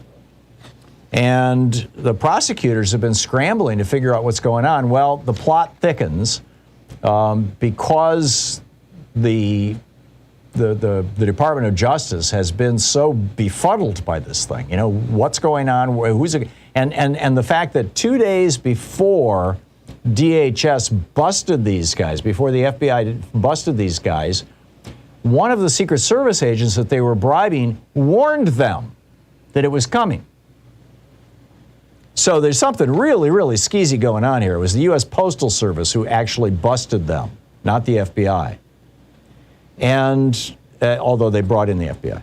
And yesterday, a magistrate judge said that their behavior was sophomoric, that this was the kind of thing. Nobody would be stupid enough to think that they were going to actually try to kill the president or the vice president. Keep in mind, one of the Secret Service agents they were bribing was on Kamala Harris's detail.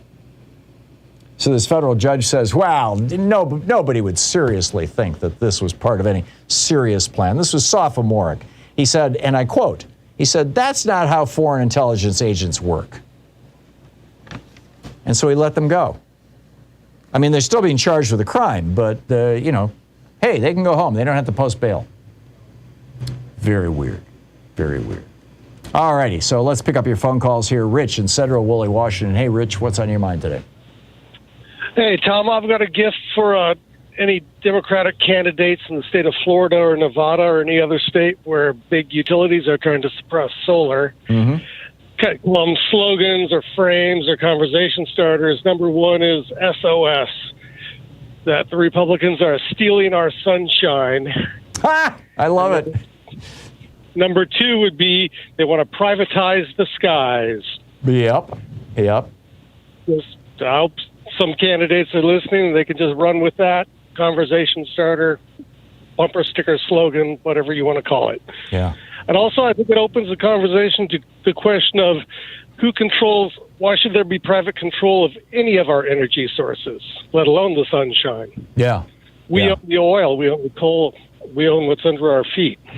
Yeah, well, that's a whole nother conversation about, mineral rights in the United States and shouldn't the federal government at least assert some minimal ability to recover, or on a state-by-state basis, for that matter. I mean, Alaska's doing this, but to the best of my knowledge, they're the only state that is, and they've got something like $50 billion now stashed in the Alaska Permanent Fund because, they only pass out that $1,000 a month to everybody in the state, every man, woman, and child in the state. That only goes out from the revenue, from the interest on the fund. They're not even... Right. Go ahead. Big utilities are trying to apply that principle of controlling those resources to sunshine. They're trying to steal our sunshine. They're trying to privatize our skies. You're absolutely right. And I think you've got some great memes there. Steal our sunshine and privatize the sky. Rich, brilliant. Thank you very much for that. Paul in Hendersonville, Nevada. Hey, Paul, what's on your mind today? Just Henderson.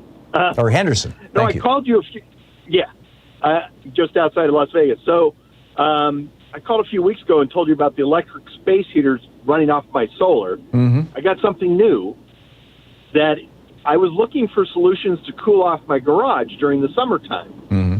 And since I have solar, and then I stumbled onto, by accident, this whole new kind of water heater called an electric hybrid water heater. Anybody that has solar needs one of these. So not only does it run off electricity, it actually blows cold air, which cools off my garage. So it's a win-win, and it doesn't cost. Oh, so it's a heat pump. It's like a regular. It's like a regular refrigerator, except it's pulling heat in rather than pushing heat out. Exactly, and like a uses refrigerator in that heat. reverse. Right, and it heats the water using the heat pump, and then blows out cold air. So the other day when it was 95 degrees outside, my garage was 75. That's slick. That is. You know what's funny, Tom? These things are so new. I called up a plumber that I'd used from some other stuff. I go, what's it going to cost me to install this?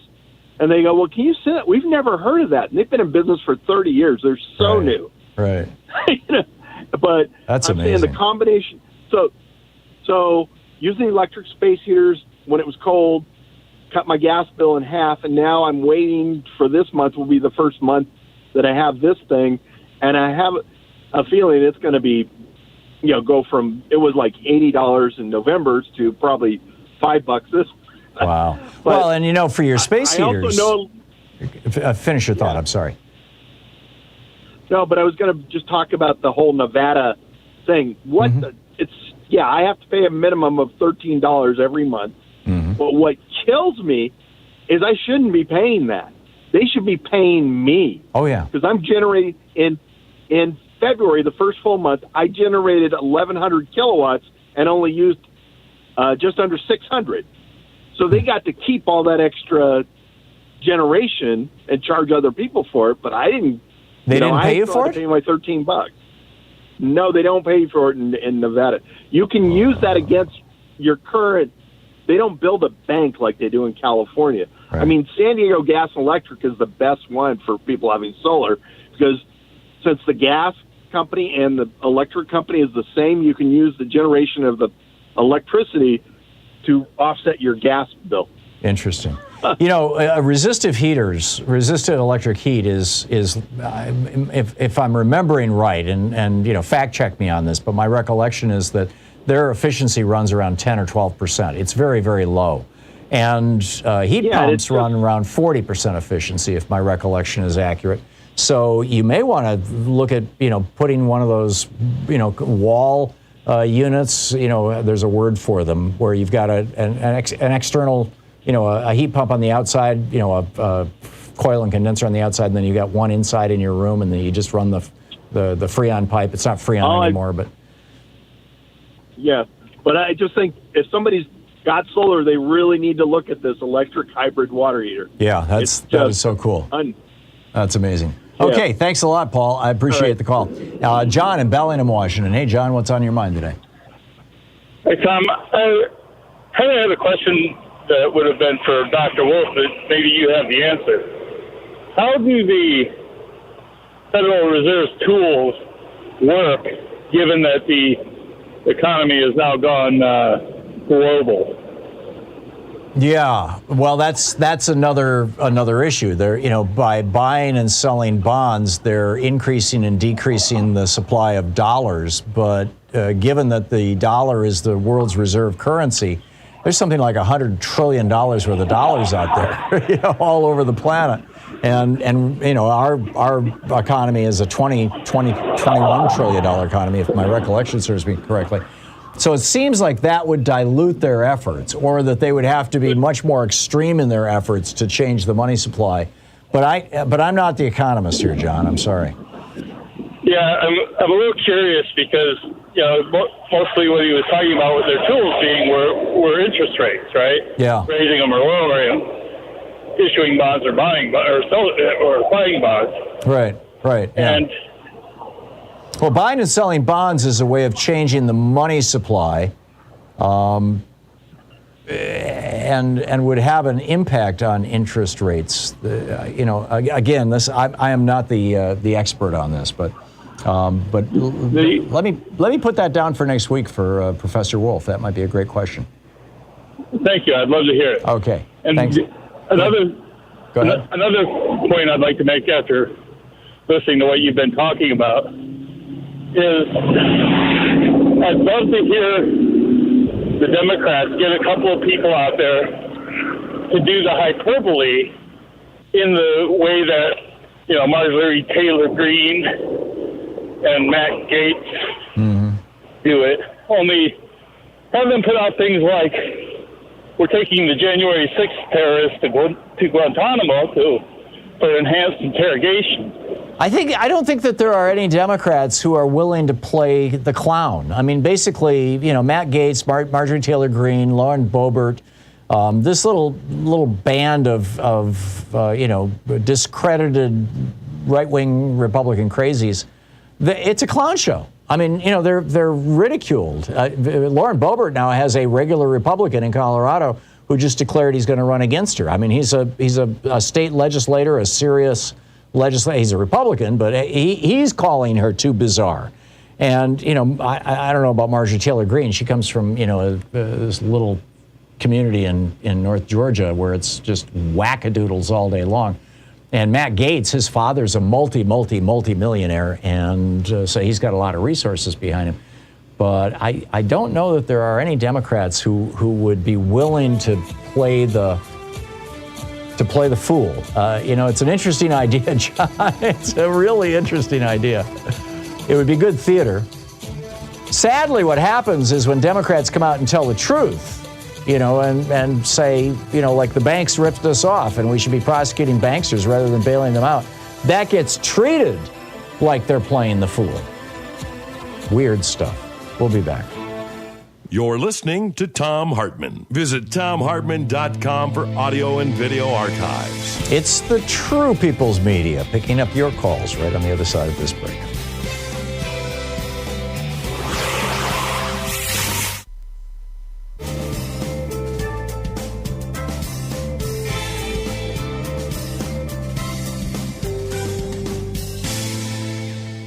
And welcome back. Larry in Fort Bragg, California. Hey, Larry, what's on your mind today? Hey, how are you, Tom? I'm well. What's up? I'm long time, first time. Well, thank you, Larry. Anyway, I'm calling about the energy production thing you were talking about a while ago. Yeah. And here in Northern California, there's a line of transmission towers that basically goes up Highway 5 into Oregon. Mm-hmm. And a friend of mine, his her young boy, who is 24, has been working on these towers. Well, these towers are 60 years old, and they have to get inspected now every year because they were only supposed to be there 20 years. Mm-hmm. So what does PG&E do? They pay their stockholders instead. Right. And that's why they were charged with murder. Yeah. So here, I mean, this guy's making good money. I mean, he's working 14 hours a day, sometimes 6 days a week. And but it's dangerous. Oh, it would have to be. Yeah. Do you know if that's carrying power from the Bonneville Dam down into California, or is it coming from one of the nuclear plants in California up to Oregon, to Southern Oregon? No, I think it's probably going the other direction. Yeah. Into California, because I think we only have one power plant left, and that's Diablo. Yeah. Okay. I think everybody else was closed down. San Onofre was before that. Yeah. And, so this is the hydropower that we're generating here in Oregon. I think so. Yeah. On the Columbia River. So I'm thinking the towers need to be replaced, or we're going to have more fires. Well, yeah, I mean, this is the advice that PG&E was given back, 15, 20 years ago was bury those lines. And it costs about twice as much to run buried transmission lines as it does to run aerial transmission lines. But they don't cause forest fires, and they don't fail during forest fires. And there's not near the maintenance either.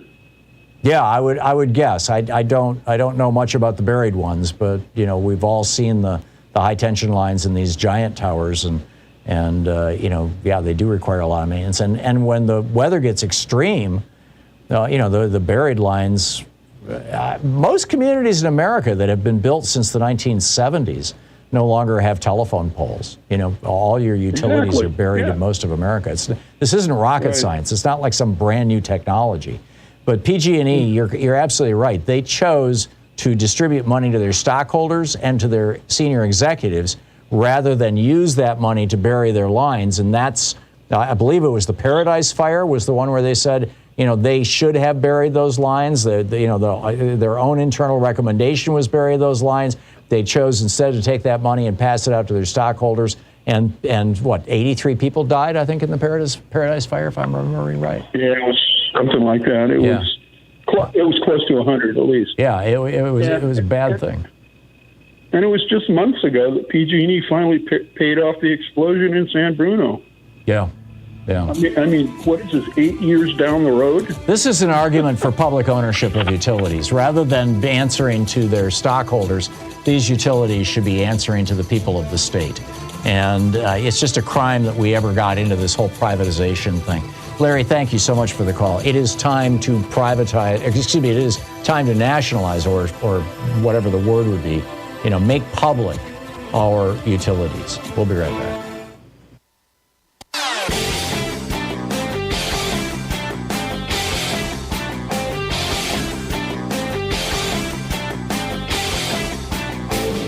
Hey, I've got a new book out. It's called The Hidden History of Big Brother in America, How the Death of Privacy and the Rise of Surveillance Threaten Us and Our Democracy. Available wherever you find fine books. They often say that Republican Senator from Wisconsin, Ron Johnson, is the stupidest guy in the entire United States Senate. I get it. Tommy Tuberville gives him a run for his money, but he just came out with what has to be at least the very stupidest idea of the year. Ron Johnson is proposing, there's a shortage of child care workers right now in America. There's a whole bunch of good reasons for that. But he has proposed a solution.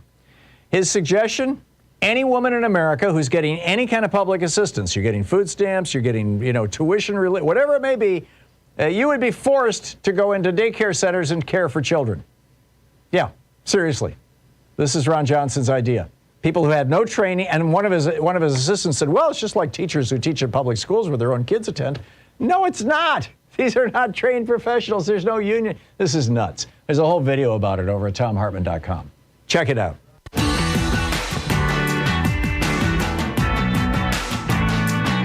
And welcome back. 52 minutes past the hour, and Carol in Auburn, Washington. Hey, Carol, what's on your mind today? Hey, I have a question about Mitch McConnell. Did he bring that Russian aluminum plant into Kentucky, or was that something that was just dismissed since we're putting the sanctions on the Russians? Do you know anything about it? He announced it in time for the election that this, I believe it was a $200 million plant was going to be built. It was going to be built with, was it Deripaska? It was one of the Russian oligarchs was going to fund it. That's why they started calling him Moscow Mitch. He got a lot of good publicity across the state, across Kentucky for that. Everybody thought he'd done this wonderful thing. And then after the election was over, it kind of stopped.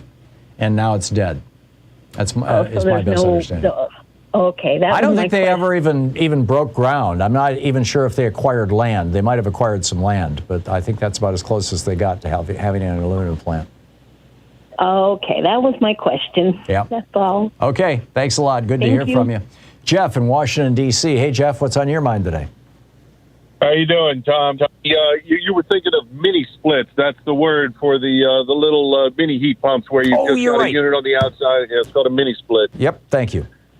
And they have all different. And heat pumps themselves are highly efficient. They're anywhere from 70 to 90% efficient in cooling mode. Mm-hmm. When you get to the heating mode, of course, once the temperature drops below about 38 degrees, they become less and less efficient. Right. Yeah, so we had heat pumps on our boat that we lived on in Washington, D.C., and whenever it got below, I think it was 42 was their threshold. When it got below 42, they automatically shut themselves off, and we had to go to resistive heat. And suddenly our electric bill would go to, from $150 a month to $350 a month. It was right. Once those toaster elements kick in, you're paying a lot of money. Right. Yeah. Thank you for correcting my numbers, Sure. Jeff. Is that what you called about, or was there something else? That was the only thing. Just a quick call. Yeah, I'm driving down the road here. Okay, I appreciate it. Thanks. Always good to keep the host honest here. Ralph and Carlin, and as I said, I wasn't certain about the numbers. So Ralph in Carlin, Nevada. Hey, Ralph, what's on your mind today? Hi, Tom. I've listened to you for a long time. First time I've tried to call. I'm hard of hearing, so I had in 2020, I had a deal off of the internet to put solar power on my roof, and to get a loan for it. And I pursued it, and all of a sudden, one day they showed up here, and it took me a whole bunch of doing, but now I'm connected to the grid through the metering. And I'm holding my breath that the Republicans don't ruin this and make me lose it all, you know. So you're selling power back to your utility? Yes, I am. We're on a co-op utility between that works in different areas here in Nevada. Right. And so far, I've been doing all right with it. That's and great. I enjoy it. Yeah. So, that is absolutely great, Ralph. And how has it changed your electric bill? well, I was on even metering before that, and my average bill was about $80 a month between winter and summer. And right now, I'm putting out. It changes. I'm at a good location for catching the sun just right, and I put in, like right now, I'm starting to get up to 40 kilowatts a day production. Wow! Since the sun has gotten up, and I've had up to 45 and close to 50. Wow! And I still get bills, but they're during last year, during June, July, and August, I didn't have any bills, and I had credits. And oh, that's great. So, is that enough to cover the cost of the payments on your solar system? Well, the payments, I don't know how I lucked out. They were $128 a month, and now they just jumped to $172 a month. Yikes. I don't know how. Yeah, so but you'll own the how system when it's done. Ralph, I'm sorry we're out of time, but thank you so much for the call. We'll be right back. You're listening to Thom Hartmann. These companies support the Thom Hartmann program. They are HelloFresh, the #1 meal kit delivery service. More info at HelloFresh.com, code TOM. The Hidden History of Big Brother in America, How the Death of Privacy and the Rise of Surveillance Threaten Us and Our Democracy by Thom Hartmann. More information at all book outlets. Wild Alaskan Company, 100% sustainable wild-caught seafood delivered right to your door.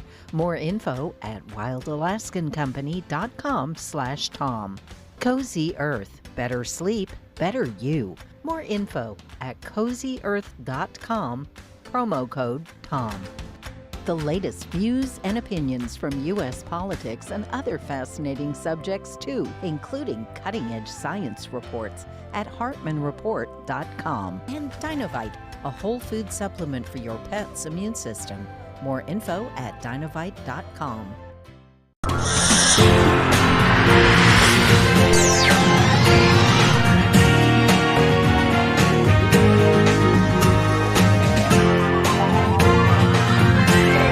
We say fight back!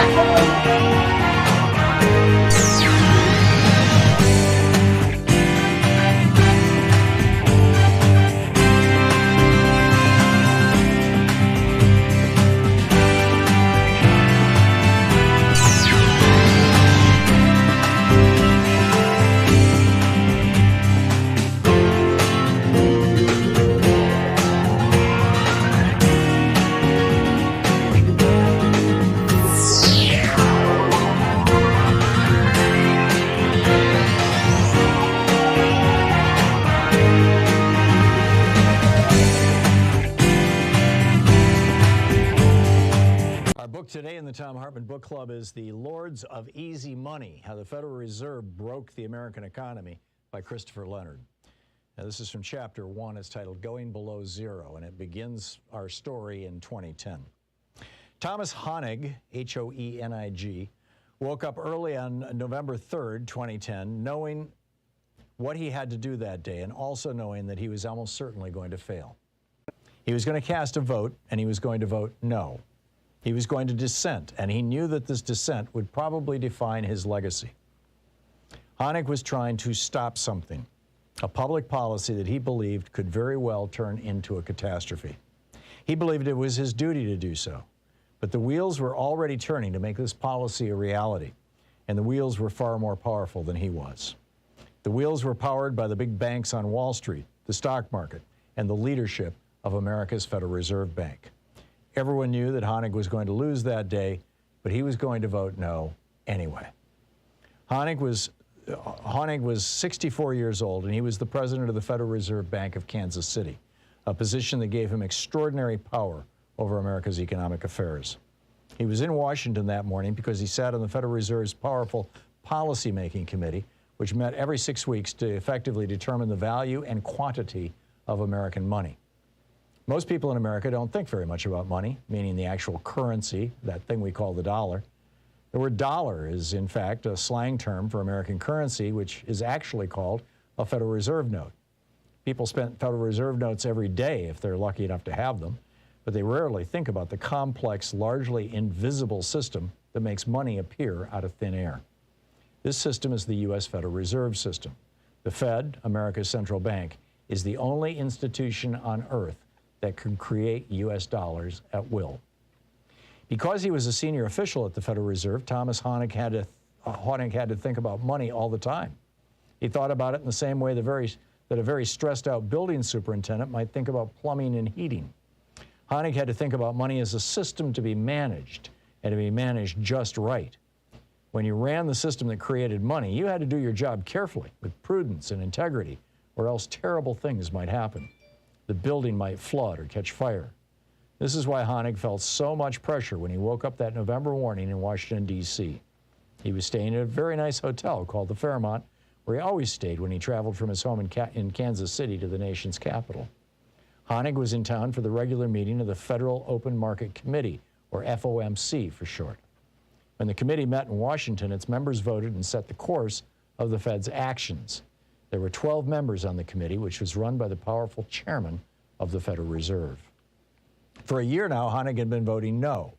If you tallied his votes during 2010, they would read no, no, no, no, no, and no. His dissents had become expected, but they were also startling if you consider Thom Honig's character. He wasn't by nature anything close to a dissident. He was a rule follower. He was born and raised in a small town where he started working at the family plumbing shop before he was 10 years old. He served as an artilleryman in Vietnam, and when he came home, he didn't protest against the war. Instead, he studied economics and banking at Iowa State, earning a PhD. His first job out of school was as an economist with the Federal Reserve Regional Bank in Kansas City in the supervision department. At the Fed, he went from being a rule follower to being a rule enforcer. Honig rose through the ranks to become president of the Kansas City Fed in 1991. This was the job he still held in 2010. His responsibilities as one of 12 regional Fed Bank presidents illuminate the structure of America's money system. The Federal Reserve is like any other in the world. It is a crazy genetic mashup of different animals, part private bank and part government agency. People talk about the Fed as if it were a bank, but it is really a network of regional banks, all controlled by a central office in Washington, D.C. Honig had all the fiery disposition that one might expect from a regional Fed president, which is to say none at all. He was soft-spoken, civil, wore cufflinks and pinstripe suits, and spent his days talking about things like capital requirements and interest rates. Honig was an institutionalist and a conservative with the little c sense of the word. And yet here he was, in late 2010, a dissident. After he woke up in his hotel room, Honig had some time alone before the big day started. He gathered his thoughts. He shaved, put on a suit, knotted his tie, and gathered his papers. If he had any doubts about what he was going to do that day, he didn't advertise them. He had spent months, years, even decades preparing for this action. This vote would reflect everything he'd learned during his career at the Fed. He was trying to apply what he knew to help the Federal Reserve navigate through extraordinary times. The American financial system had broken in late 2008 after the investment bank Lehman Brothers collapsed. That moment marked a threshold for people like Thom Honig. Economists and central bankers described the ensuing panic as the global financial crisis, eventually bestowing the moment with its own biblical label, the GFC. The world of central banking was neatly divided into two eras. There was the world pre-GFC and the world post-GFC. The GFC itself was apocalyptic. The entire financial system experienced a total collapse that risked creating another Great Depression. The book, The Lords of Easy Money by Christopher Leonard, the subtitle, How the Federal Reserve Broke the American Economy.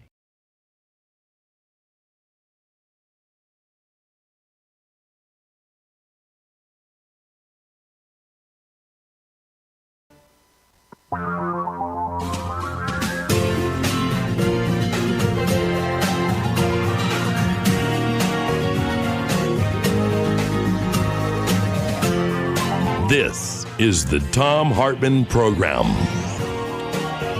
Welcome back to the third hour of our program, Shock Therapy for Neoliberals. We've been talking a lot about neoliberalism on this program recently, and with us today is Professor Joseph Stiglitz, the Nobel laureate in economics, professor at Columbia University, former chief economist for the World Bank, chair of the U.S. President's Council of Economic Advisors, co-chair of the High-Level Commission on Carbon Prices, and a member of the Independent Commission of the Reform of the International Corporate Taxation, and a lead author of the 1995 IPCC Climate Assessment. Professor Stiglitz's Twitter handle is Joseph E. Stiglitz, Stiglitz. Professor, welcome back to the program. It's been a while since we've talked. I'm so happy to have you with us. Nice to be back. Thank you. I was fascinated by the piece that you published over at projectsyndicate.org titled Shock Therapy for Neoliberals. And you started out by saying neoliberalism has failed yet another test. You want to define for us neoliberalism and give us, kind of fill in a little bit what this theory, this economic theory and arguably governance theory is, where it came from, and what it has brought us to? Well, it's a simple idea that markets on their own will deliver economic efficiency and broader societal well-being. I sometimes call it market fundamentalism. It was a set of ideas that began to prevail in the decades after, beginning with Reagan in the United States and Thatcher in the UK. At the very time where these ideas became popular, work in economics was showing that they were wrong. The reason that Adam Smith's invisible hand, the notion that pursuit of self-interest would lead, as if by an invisible hand, to the well-being of all, was that it wasn't there. The markets in general are not efficient without government oversight, government investments, a very big role for government. Markets play a role, but they have to be tempered. And we've seen one piece of evidence after another. The 2008 global financial crisis was a very telling example where unfettered markets brought down the whole global economy. And had it not been for the massive government bailouts, who knows where we would have been. Yeah. And what I try to argue in this paper, or this article, is that, in fact, what is happening today and what happened during the pandemic are other pieces of evidence against neoliberalism and why we need to rethink our economic paradigm. Yeah, absolutely. By the way, I failed to mention, you've got a new book out, People, Power, and Profits, Progressive Capitalism for an Age of Discontent. It's remarkable. So, the metaphor that I've used to describe this to people is that, if there was no NFL regulating football and every team could have as many members on the field as they wanted and could play by whatever rules they wanted, and so one team is, grabbing helmets and kicking people between the legs and the other team is trying to play polite, and one team has 9 players on the field, the other has 13, football wouldn't be very much fun, and it wouldn't work. Is that a reasonable metaphor to describe how, this neoliberal idea that we should just get rid of the regulators, get rid of the government bureaucrats, the economic equivalent of the National Football League? Is that a reasonable way to describe this? Yes, you need rules and referees. Another example is, I live in New York, and if we didn't have stoplights, our city would be in gridlock. And no one could get anywhere. And you need policemen to enforce the rules. If everybody understands the rules will be enforced, they pay attention to the stoplights, and the stoplights actually facilitate the flow of traffic. Stoplights are a very simple regulation, but a very effective one. They are regulation of who goes first and then who goes next, and so they help guide the traffic. You were just talking a few minutes ago about climate change. Unfettered markets say, let any firm pollute the atmosphere as much as they want, but we know the consequences of that. And that's why you need regulations and the price of carbon, public investments in public transportation to ward off climate change. And the point of this article was to say that we are now confronting another consequence of unfettered markets. The way we organized markets, they are not sufficiently resilient. And we saw that in COVID-19, and we're seeing that now with the Russian invasion of Ukraine, that our economies, our markets are not responding in the way that we would have hoped. Well, the libertarian idea about how to deal with risk, which is, kind of bleeds over to or comes from this whole neoliberal ideology, is that you deal with risks in the courts. We should have literally, there are Republicans who will tell you this and libertarians who will preach this, that there should be no regulations. There should be, Milton Friedman has a whole chapter in one of his books about, end licensure of doctors. There should be no regulations whatsoever. Just let, whoever wants to play doctor. Let whoever wants to sell you drugs. And, with no oversight, because what will happen is when that incompetent doctor starts killing people, or when those bad or polluted drugs start killing people, the survivors of the people who died will sue in the courts, and the lawsuits will force people to start behaving well. And so it's dealing with risk after the fact, whereas the precautionary principle, like they employ in Europe and like we do with licensing doctors here, arguably, says, no, we're going to mitigate the risk in advance. How does that play into economics and neoliberalism? Well, first, the person who is dead can't sue. Right. You mentioned if he has heirs, they might be able to sue, but the damage that has been done to that person may not be it's unrecoverable. Yeah. And we're talking again about climate change. If we have 4 or 6 degrees temperature increase, all well and good to sue Exxon or the other oil companies that have contributed to that. But we're not going to be able to get the water back to where it was, and the damage won't be able to be repaired. Yeah. Moreover, Exxon will go bankrupt, and you can't sue bankrupt companies. Yeah. So the reality is, Milton Friedman's view, like so many of his other views, was absolutely wrong, even recognized at the time not to be supportable by economic analysis. Right.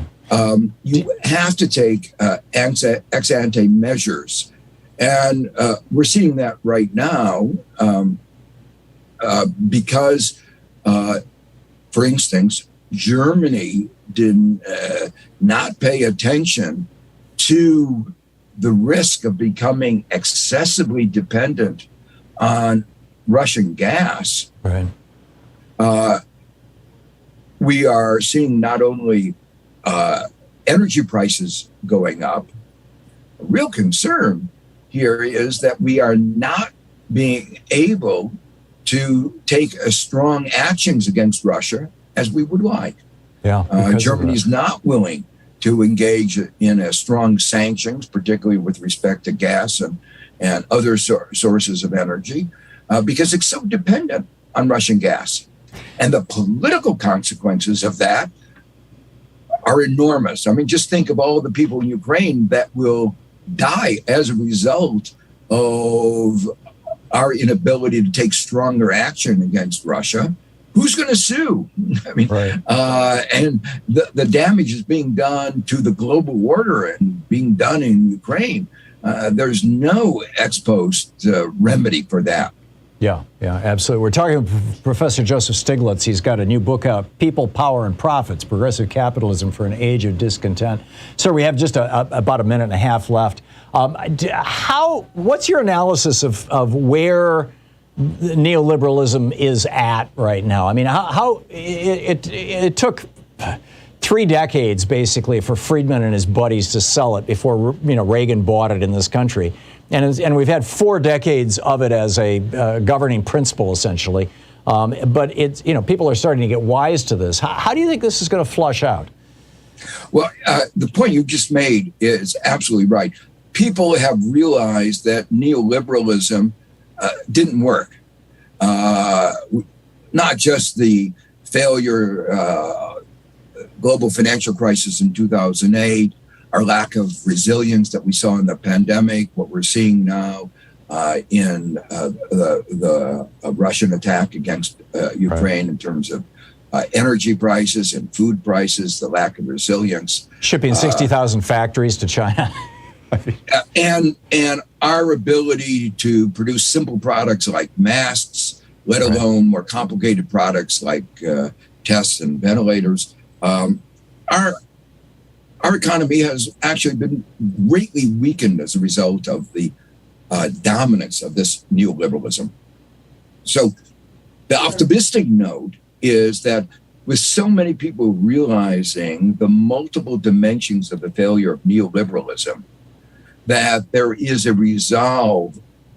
I can tell you, I feel it within academia, and I hope it's spreading out to the wider world for another paradigm, a more balanced paradigm, which I try to describe in my book, where you recognize markets are important, but so is collective action, working together through government, taming markets, public investment, regulations, and that combination is more likely to increase our standards of living. There you go. We know that neoliberalism has failed. There you go. Professor Joseph Stiglitz, Joseph E. Stiglitz on Twitter.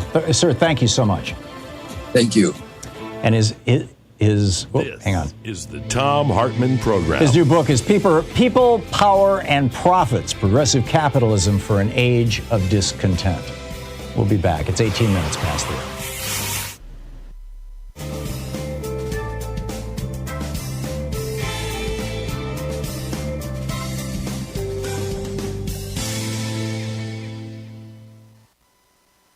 And welcome back. Marky in Bayview, Washington. Hey, Marky, what's on your mind today? Hello, and good day to you and all of your folks. Thank you. I'm calling to something that I've complained about for a long time.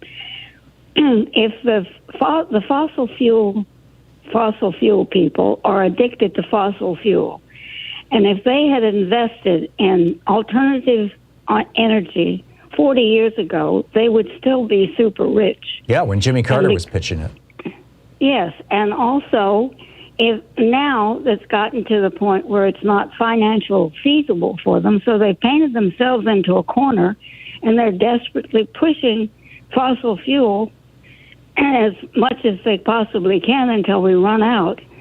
Is there any way that the monies that they get from the government make a deal with the fossil fuel company that if you use that money, it has to go toward alternative energy? and that they could still be investing in alternative medicine, and maybe they could switch it over from fossil fuel to alternative energy, and they could still be super rich. It's a great question, Marky. What you're identifying is the need to make that transition, and how government regulation or government incentives, tax incentives and things like that, might actually push these well-resourced companies. These fossil fuel companies. They are worth hundreds of billions of dollars. Might push them in the direction of promoting and distributing renewable energy. And I think that there's a whole bunch of different ways to do that. I think that, what Professor Stiglitz was just talking about, this idea that, government should be hands off, and the market should be run by the biggest players in the market, and the billionaires and the biggest corporations in the country should be running the country for all practical purposes, has just utterly failed. I mean, it has damaged the United States and much of the rest of the world. And so there's a number of ways that utility regulators could be doing that. One, which you just proposed, which I think is brilliant, Marky, is suggesting that a certain percentage of your profits have to be plowed into renewable energy. Another would be adding a fee to what they're doing, essentially a tax, and then requiring that the revenue from that fee go into supporting, basically kicking money back to them, taking money from them and then kicking it back to them, but with oversight, so that you can make sure that it is actually going to putting solar panels on people's rooftops, or doing, big solar farms, or whatever it may be. Yes. And that kind of money could also be used as for tax credits for people who are doing solar. So there's a bunch of different ways to do it, but I think you're onto something. Well, would it have to go through Congress and the Senate, or it would. Is there any? Yes. Yeah, that's the challenge. Although at the state level, states can do an awful lot. I mean, most of your utilities are not federally regulated. There are broad federal regulations, but most of the regulation of consequence is done at the state level. And which is Well, if the fossil fuel industry has a brain at all, they realize that they've painted themselves into a corner financially. And I think that if this was proposed to them, that they might go for it, because it would pull them out of this. Yeah, they won't do that until they see the end. That light at the end of the tunnel is a train coming toward them. It's probably going to be a little bit longer down the road, but I'm with you. I'm absolutely with you, Marky. Thank you so much. It is 22 minutes past the hour. We'll be back with more of the news of the day and your calls right after this.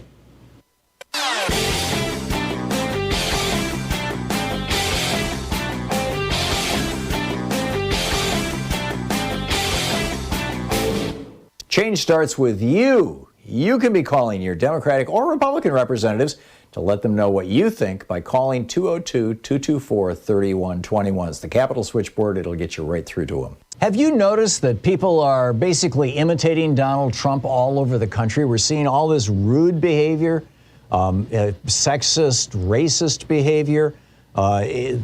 People getting arrested at airport gates, airplanes being turned around because people are fighting with flight attendants, disorderly, rude, unhinged conduct. I mean, it's just gone nuts. Car crashes are up, gun deaths are up, shootings are up. Healthcare workers are being literally physically assaulted in some hospitals. They're having to put together panic buttons. This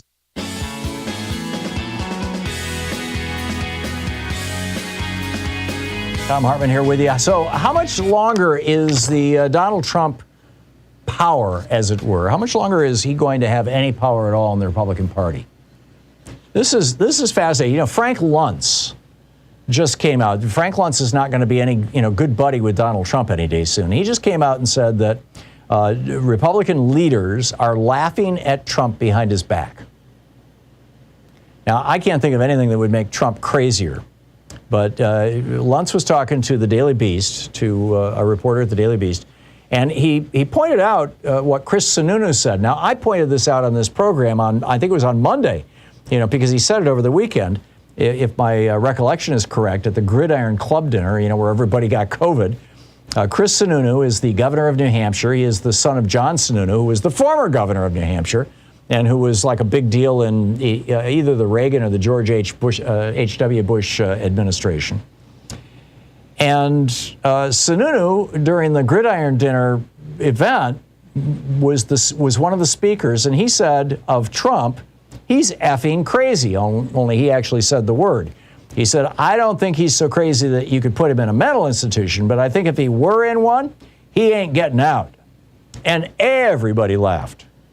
And Frank Luntz said, I don't know a single Republican who is surprised by what Sununu said. He said what they are thinking.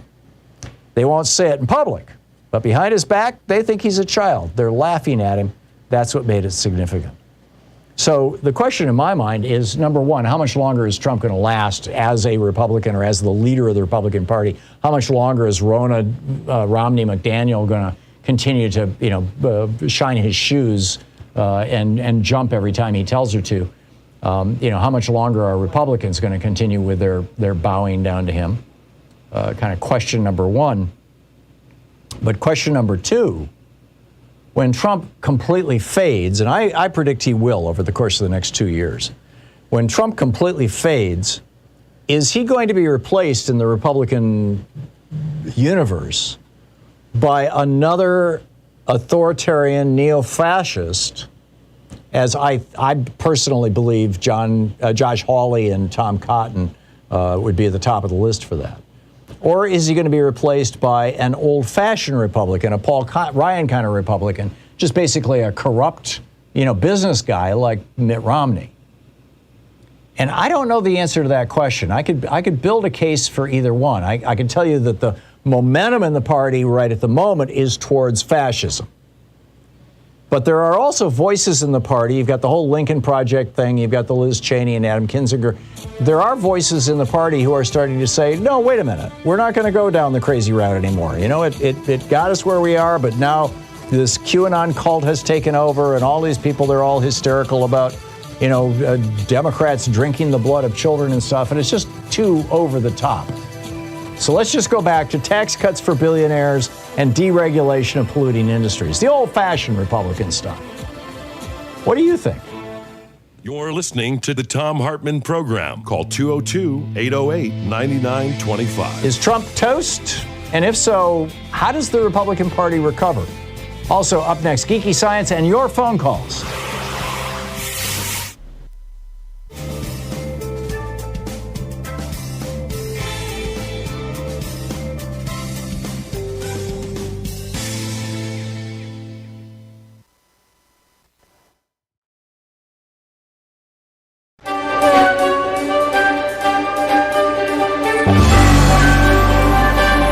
Our book today in the Thom Hartmann Book Club is Richard Wolff's Understanding Socialism. This is from the introduction. Socialism is a kind of yearning for a better life than what capitalism permits for most people. Socialist yearnings are as old as capitalism itself because they are its products. Where and when capitalism's problems and failings have accumulated criticism and critics, socialist voices have arisen. And so it is again now. Any serious discussion of socialism must begin by acknowledging socialism's rich diversity. Whatever particular aspect of socialism we choose to analyze, they need to be located within socialism's complexity. That avoids presenting one's own interpretation as if it were the entirety of socialism. In this book, I focus on the economic aspects of socialism, how it differs from capitalism in broad outlines. I'm more interested in socialist critiques of capitalism and their implications about socialist alternatives than in the particulars of the few early experiments in erecting socialist systems, USSR, People's Republic of China, and so on, that history so far offers. Finally, my own education and work constrain me to concentrate on Western Europe and North America. Some important aspects of socialism are thus not covered or discussed here. Yearnings for better lives, such as socialism proposes, are not new. In slave societies, the slaves hoped and dreamed of lives less hard and less out of their own control. Their yearning aimed to obtain freedom. They sought social change that would preclude any one person being the property of another. In feudal societies, the serfs, free in the sense that no one owned them, yearned for better lives too. Their subordination to lords included heavy labor and other burdens that they wanted lifted. They hoped and dreamed of a society in which they would not be bound to the land, the lord of that land, and the feudal dues of labor and subservience. The serfs mobilized in the 1789 French Revolution to demand liberty, equality, and brotherhood. In effect, the serfs had expanded on what the slaves had called freedom. In the American Revolution against British King George III, the revolutionaries were neither slaves nor serfs. They were mostly self-employed farmers, craftspeople, and merchants subject to a foreign feudal kingdom. They wanted liberty as individuals to pursue their dreams without hindrance from feudalism or monarchism, whether foreign or domestic. They added democracy to the goals advanced by the slaves and serfs before them. The different systems of slavery, feudalism, and small-scale self-employment produced masses of people yearning for better lives. Eventually, each of those systems provoked revolutions. Many people then sought to break away from and go beyond those systems. The French and American revolutions marked key moments in the social transformations of major pre-capitalist systems into capitalist ones. By capitalist system, we mean that particular organization of production in which the basic human relation is employer-employee instead of master-slave, lord-serf, or individual self-employment. The revolutionaries who wanted and built capitalism hoped and believed the transition to employer-employee relations of production would bring with them the liberty, equality, brotherhood, and democracy they had yearned for. The revolution's leaders promised to themselves and to the people they led that those goals would be achieved. But the transition to capitalist employer-employee relations that increasingly replaced the previous slave, feudal, and self-employment relations of production had unintended consequences. Capitalism soon proved to be different from what its revolutionaries had hoped. While it enabled some people to be more free and more independent than slaves, serf, or self-employed subjects of monarchies had been, it also seriously limited freedom, independence, and democracy for many. Capitalism betrayed many of the promises made by its advocates. It produced and reproduced great inequalities of income and wealth. Poverty proved to be as endemic as capitalism seemed equally adept at producing and reproducing both wealth and poverty. The capitalist rich used their wealth to shape and control politics and culture. Democratic forms hid very undemocratic content. The cyclical instability attending capitalism constantly threatened and hurt large numbers of people, and so on. Growing numbers of employees within capitalism began to yearn for better lives. They defined those yearnings first in the familiar terms of the earlier French and American revolutions: equality, fraternity, liberty, and democracy. They criticized a capitalism that failed to deliver those to most people and demanded social changes to achieve them. Many people still continue to want a better, softer, friendlier capitalism, where government regulates and intervenes to achieve more of what the French and American revolutionaries had yearned for and promised. They are also often self-defined as socialists. However, capitalism's development provoked another, different perspective that also called itself socialism. In that view, capitalism had not broken from slavery, feudalism, and monarchy nearly as much as its advocates had imagined. Slavery had masters' slaves, feudalism had lords' serfs, and monarchy had king subjects as their key sources of their inequalities, lack of freedom, oppressions, and conflicts. The employer-employee relation of production and capitalism generated parallel problems. Capitalism installed monarchies inside individual workplaces, even as monarchies outside workplaces were rejected. Kings mostly disappeared, but inside workplaces, the owners or their designated boards of directors assumed king-like powers. The book Understanding Socialism by Richard Wolff.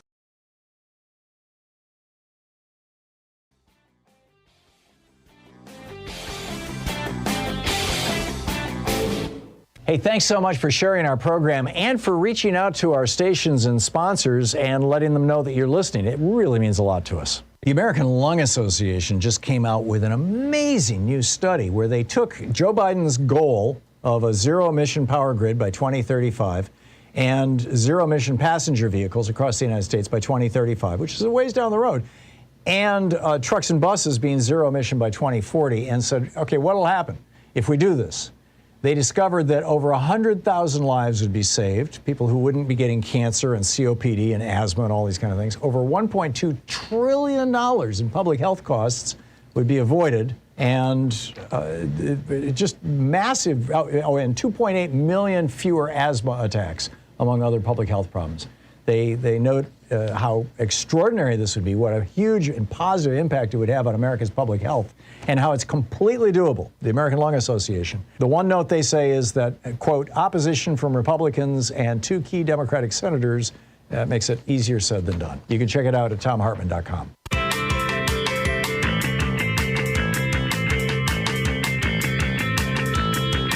And welcome back. I'm going to get to your calls in just a second. Two stories I wanted to flag for you.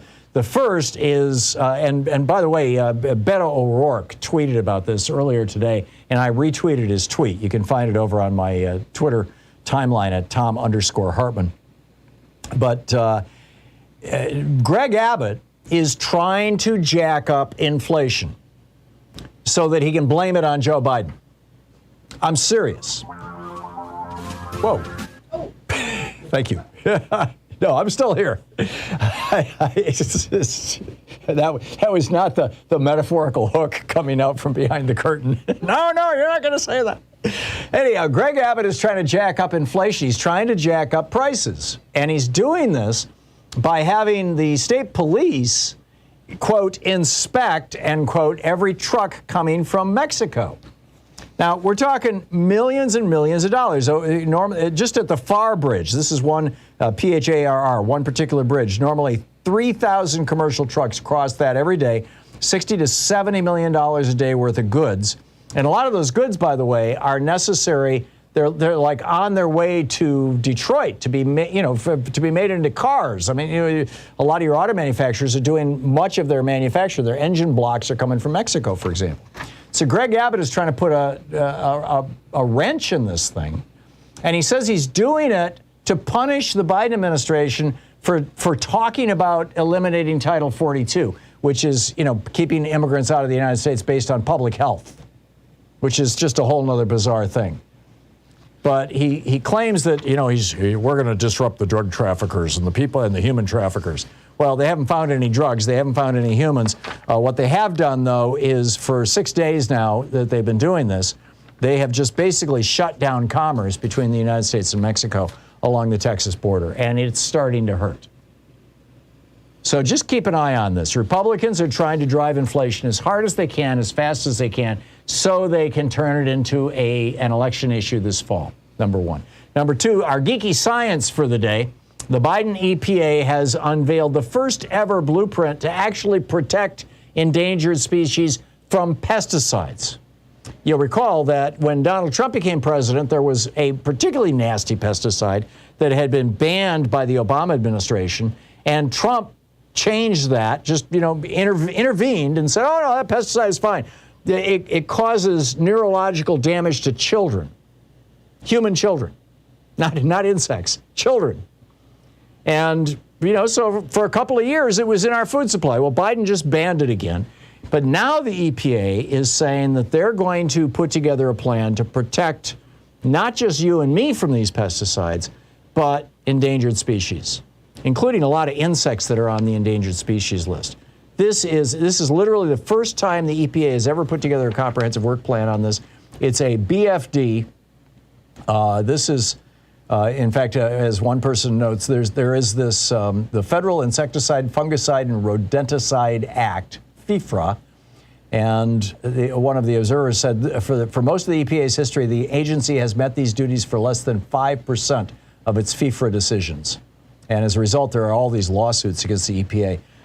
In fact, cynics are saying, well, they're doing this because they were sued. Well, I don't care why they're doing it. I think it's great that they are doing it. So there we go. Picking up your phone calls, Jared in Columbus, Ohio. Hey, Jared, what's on your mind today?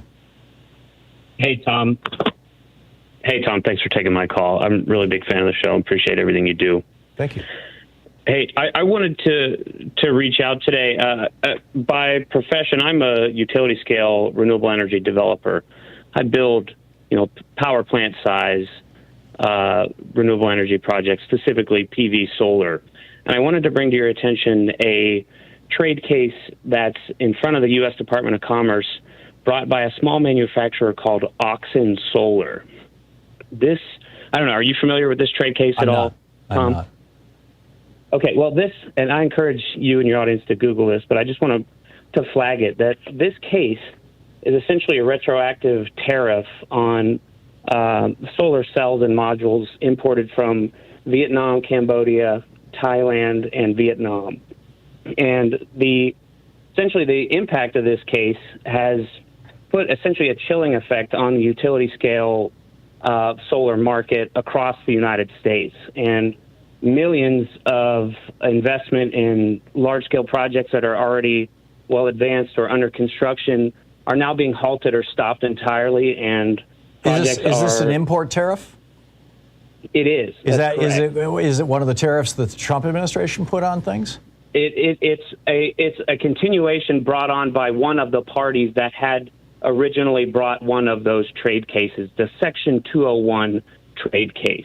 And it has essentially been opposed by many of the other U.S.-based manufacturers in that it will, essentially gut the U.S. solar market because it's not just based on China, it's based on these other Southeast Asian companies, right. or countries, rather, where this manufacturing has taken place. And, in order to meet some of the climate goals that the Biden administration that has put out, which are admirable and necessary ultimately for our survival, this trade case has already damaged and or delayed the timeline that the Biden administration so let me tell you, put out. If I can just restate for you, Jared, what I think I'm hearing you say, which is that Trump came along and he said, okay, we're going to bring manufacturing back to the United States, so he put tariffs on imported products.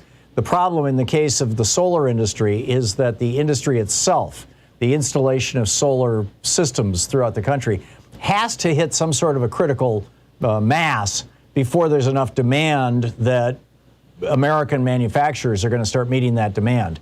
American manufacturers are not yet capable of meeting that demand, so that demand is being met by manufacturers in Southeast Asia. This tariff is making those products unaffordable, and rather than American manufacturers being able to step up because they don't have the capacity right now, the industry itself is taking a hit. Is that a summary of what you're saying? That's correct. And ultimately, electricity prices nationwide will rise as a result. There will be more natural gas and coal burnt in this country as a result.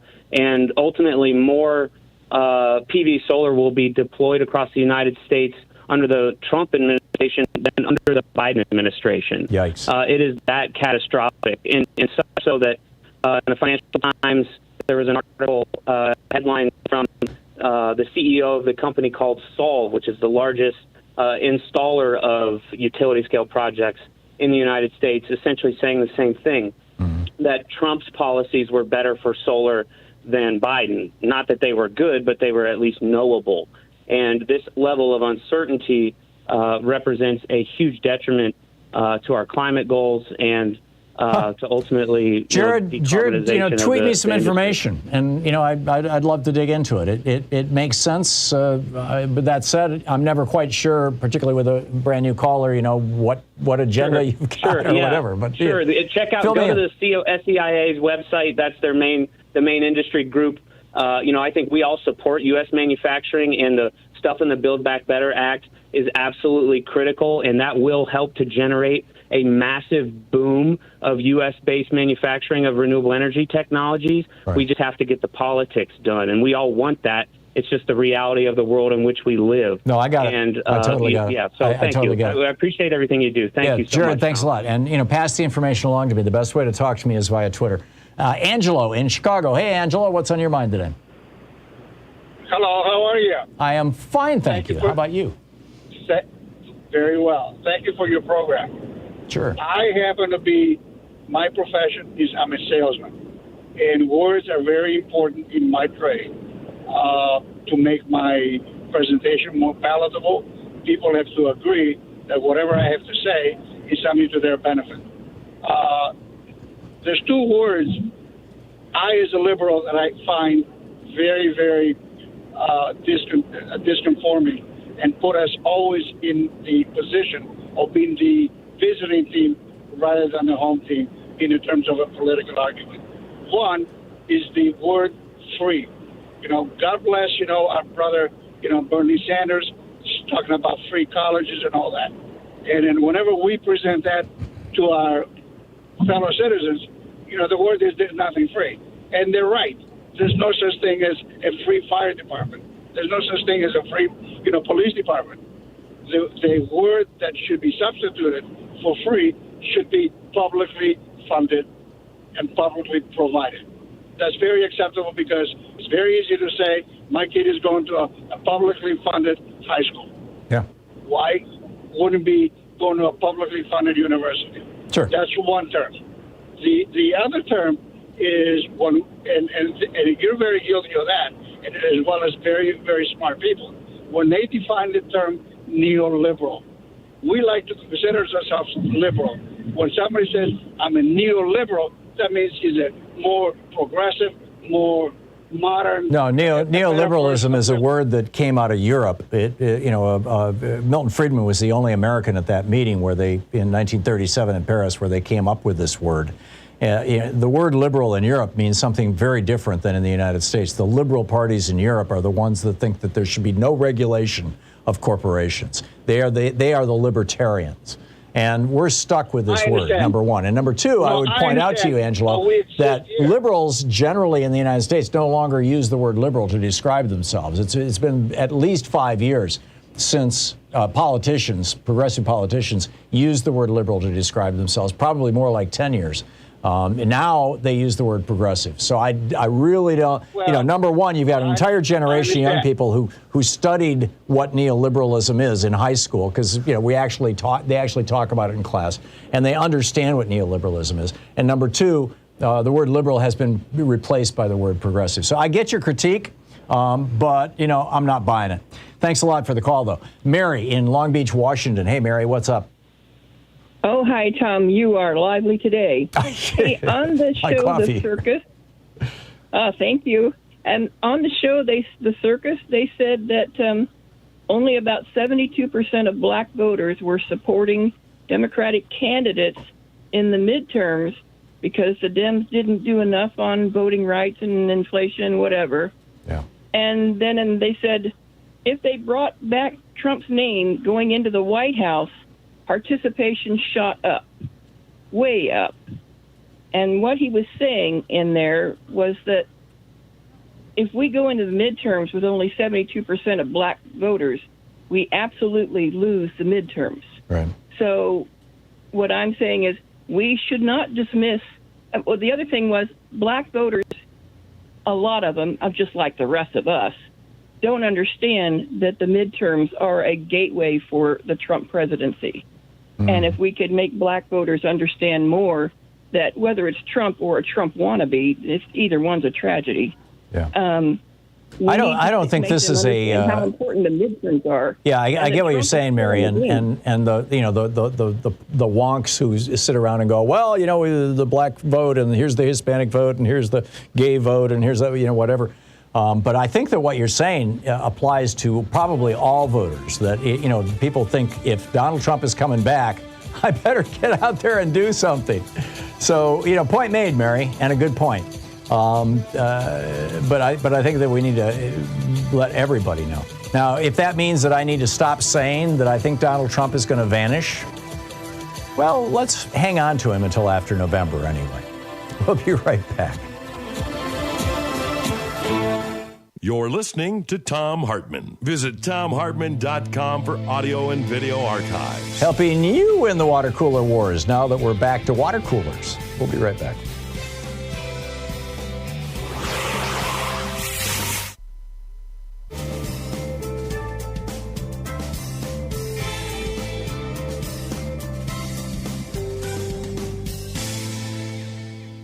And welcome back. Susan in Longport, Oregon. Hey, Susan, what's on your mind today? Hi, I'm in Walport. Hi, Tom. Thank you so much for your show. I just love it. Is it Walport, W-A-L Port, or Longport? Walport, yeah. Okay. South of Newport. Yep. I'm an oceanographer. I work at Hatfield Marine Science Center, and I just wanted to note just verbiage. I love your show, but, like your last segment, you talked about the financial crisis, and yet I've heard of you talking about climate change or global warming, but I really think that we need to call it the climate crisis. Or climate emergency. Yeah, I mean, we need to change our verbiage about it. I mean, 70% of the planet is ocean, and it's warming all the way down to the seafloor and, ocean acidification and everything. I just think that, climate change or global warming are not the words to use anymore. It's a crisis. Okay, I got it. Susan, thank you. I appreciate you, Tom. Thanks for the suggestion. Ruben in Sherman Oaks, California. Hey, Ruben, what's on your mind today? Hi, Tom. Hey. Thanks for spreading your light. I have a theory, and I'd like you to think about it. I think Trump will run for presidency in 2024. Hello? Yeah, I'm listening. Okay, he's going to run for presidency. He's not going to get the nomination, or at least I hope he won't.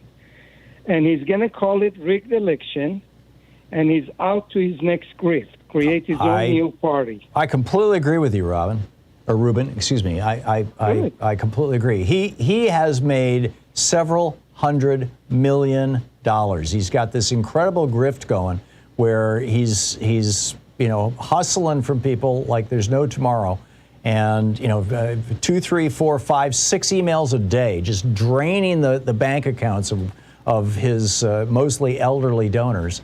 And he's not going to let go of that. He's not going to stop. He's making money. Right. And there is another thing. I think he's going to destroy the Republican Party. And if that happens, those Republicans going to join the corporate dens. And this is my hope is that the progressive would take advantage and push for a new Democratic Party. I think that's happening. And I think the thing that is rupturing the Democratic Party right now is this Sinema Manchin axis of evil, as it were, that is disrupting the ability of a Democratic president to get things done. And all the other Dems. Well, no, Schumer was pushing for Build Back Better, $2 trillion, major reforms, free education, Tom, or publicly funded education. Schumer didn't stop that. It was stopped by Manchin and Sinema. They wouldn't push for it. Say it again? I said if they knew those legislation, if it would go through, they wouldn't push for it. They know it's nothing going to happen. That's just theatrical. No, Ruben, you're wrong. Chuck Schumer got egg in his face from this. He got hurt badly by what Manchin and Sinema did. He did not see this coming, apparently. You can argue that was incompetence on his part, and I would endorse that argument. But I can't believe that if he thought it was going to pass, he wouldn't have put it up. I just, you cannot make me go there. He wanted to make this country better. And there was a lot of fat in there for his campaign donors, I guarantee you. Anyhow, we'll be right back. 52 minutes past the hour.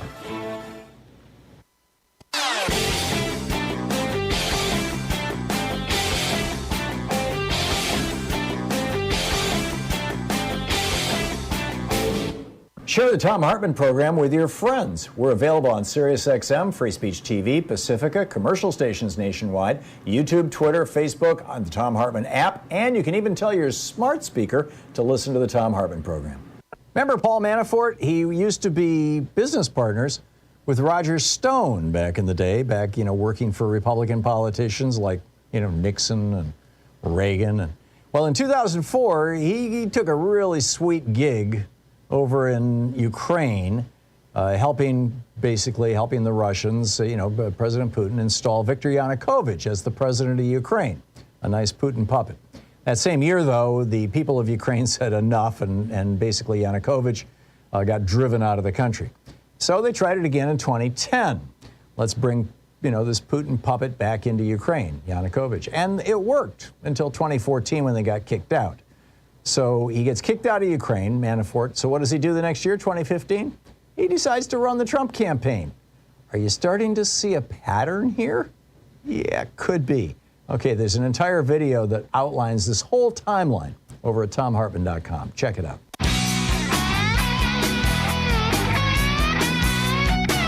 And welcome back. Thom Hartmann here with you, picking up your calls. Greg in Hood River, Oregon. Hey, Greg, what's up?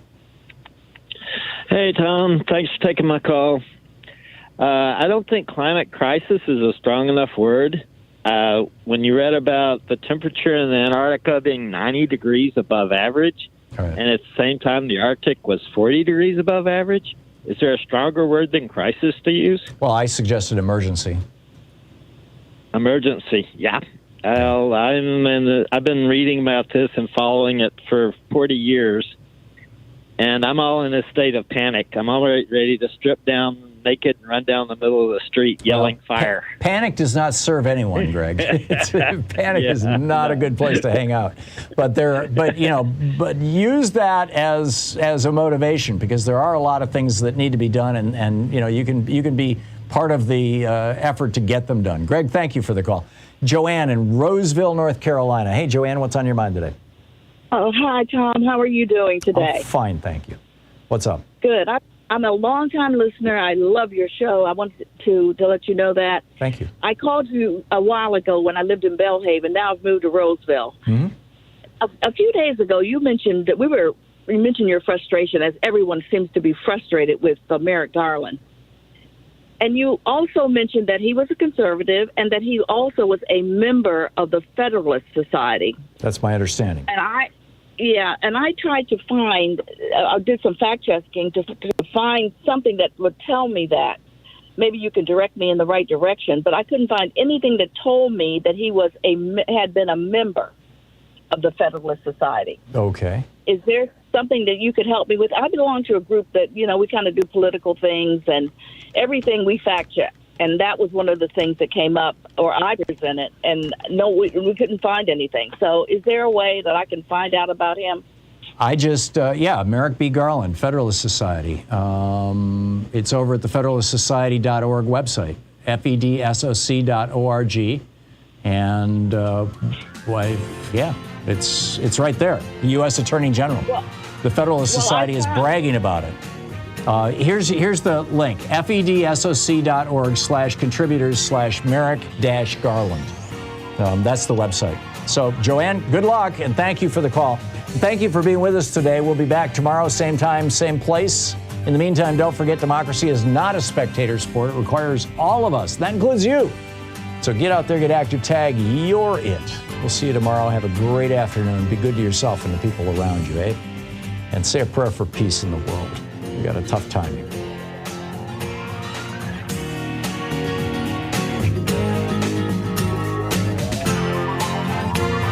You've been listening to Thom Hartmann. For audio and video archives, visit thomhartmann.com.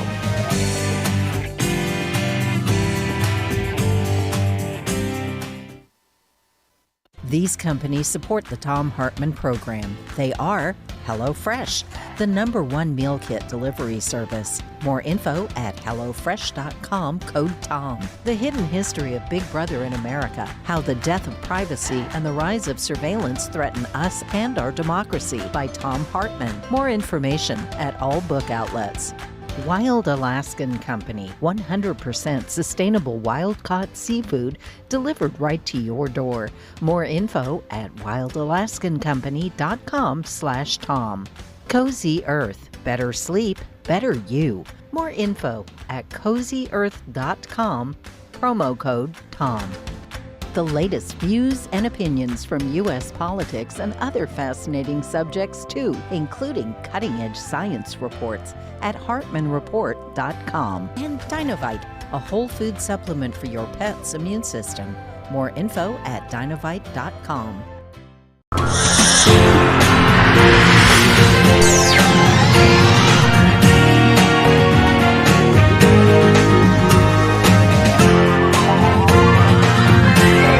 We say fight back!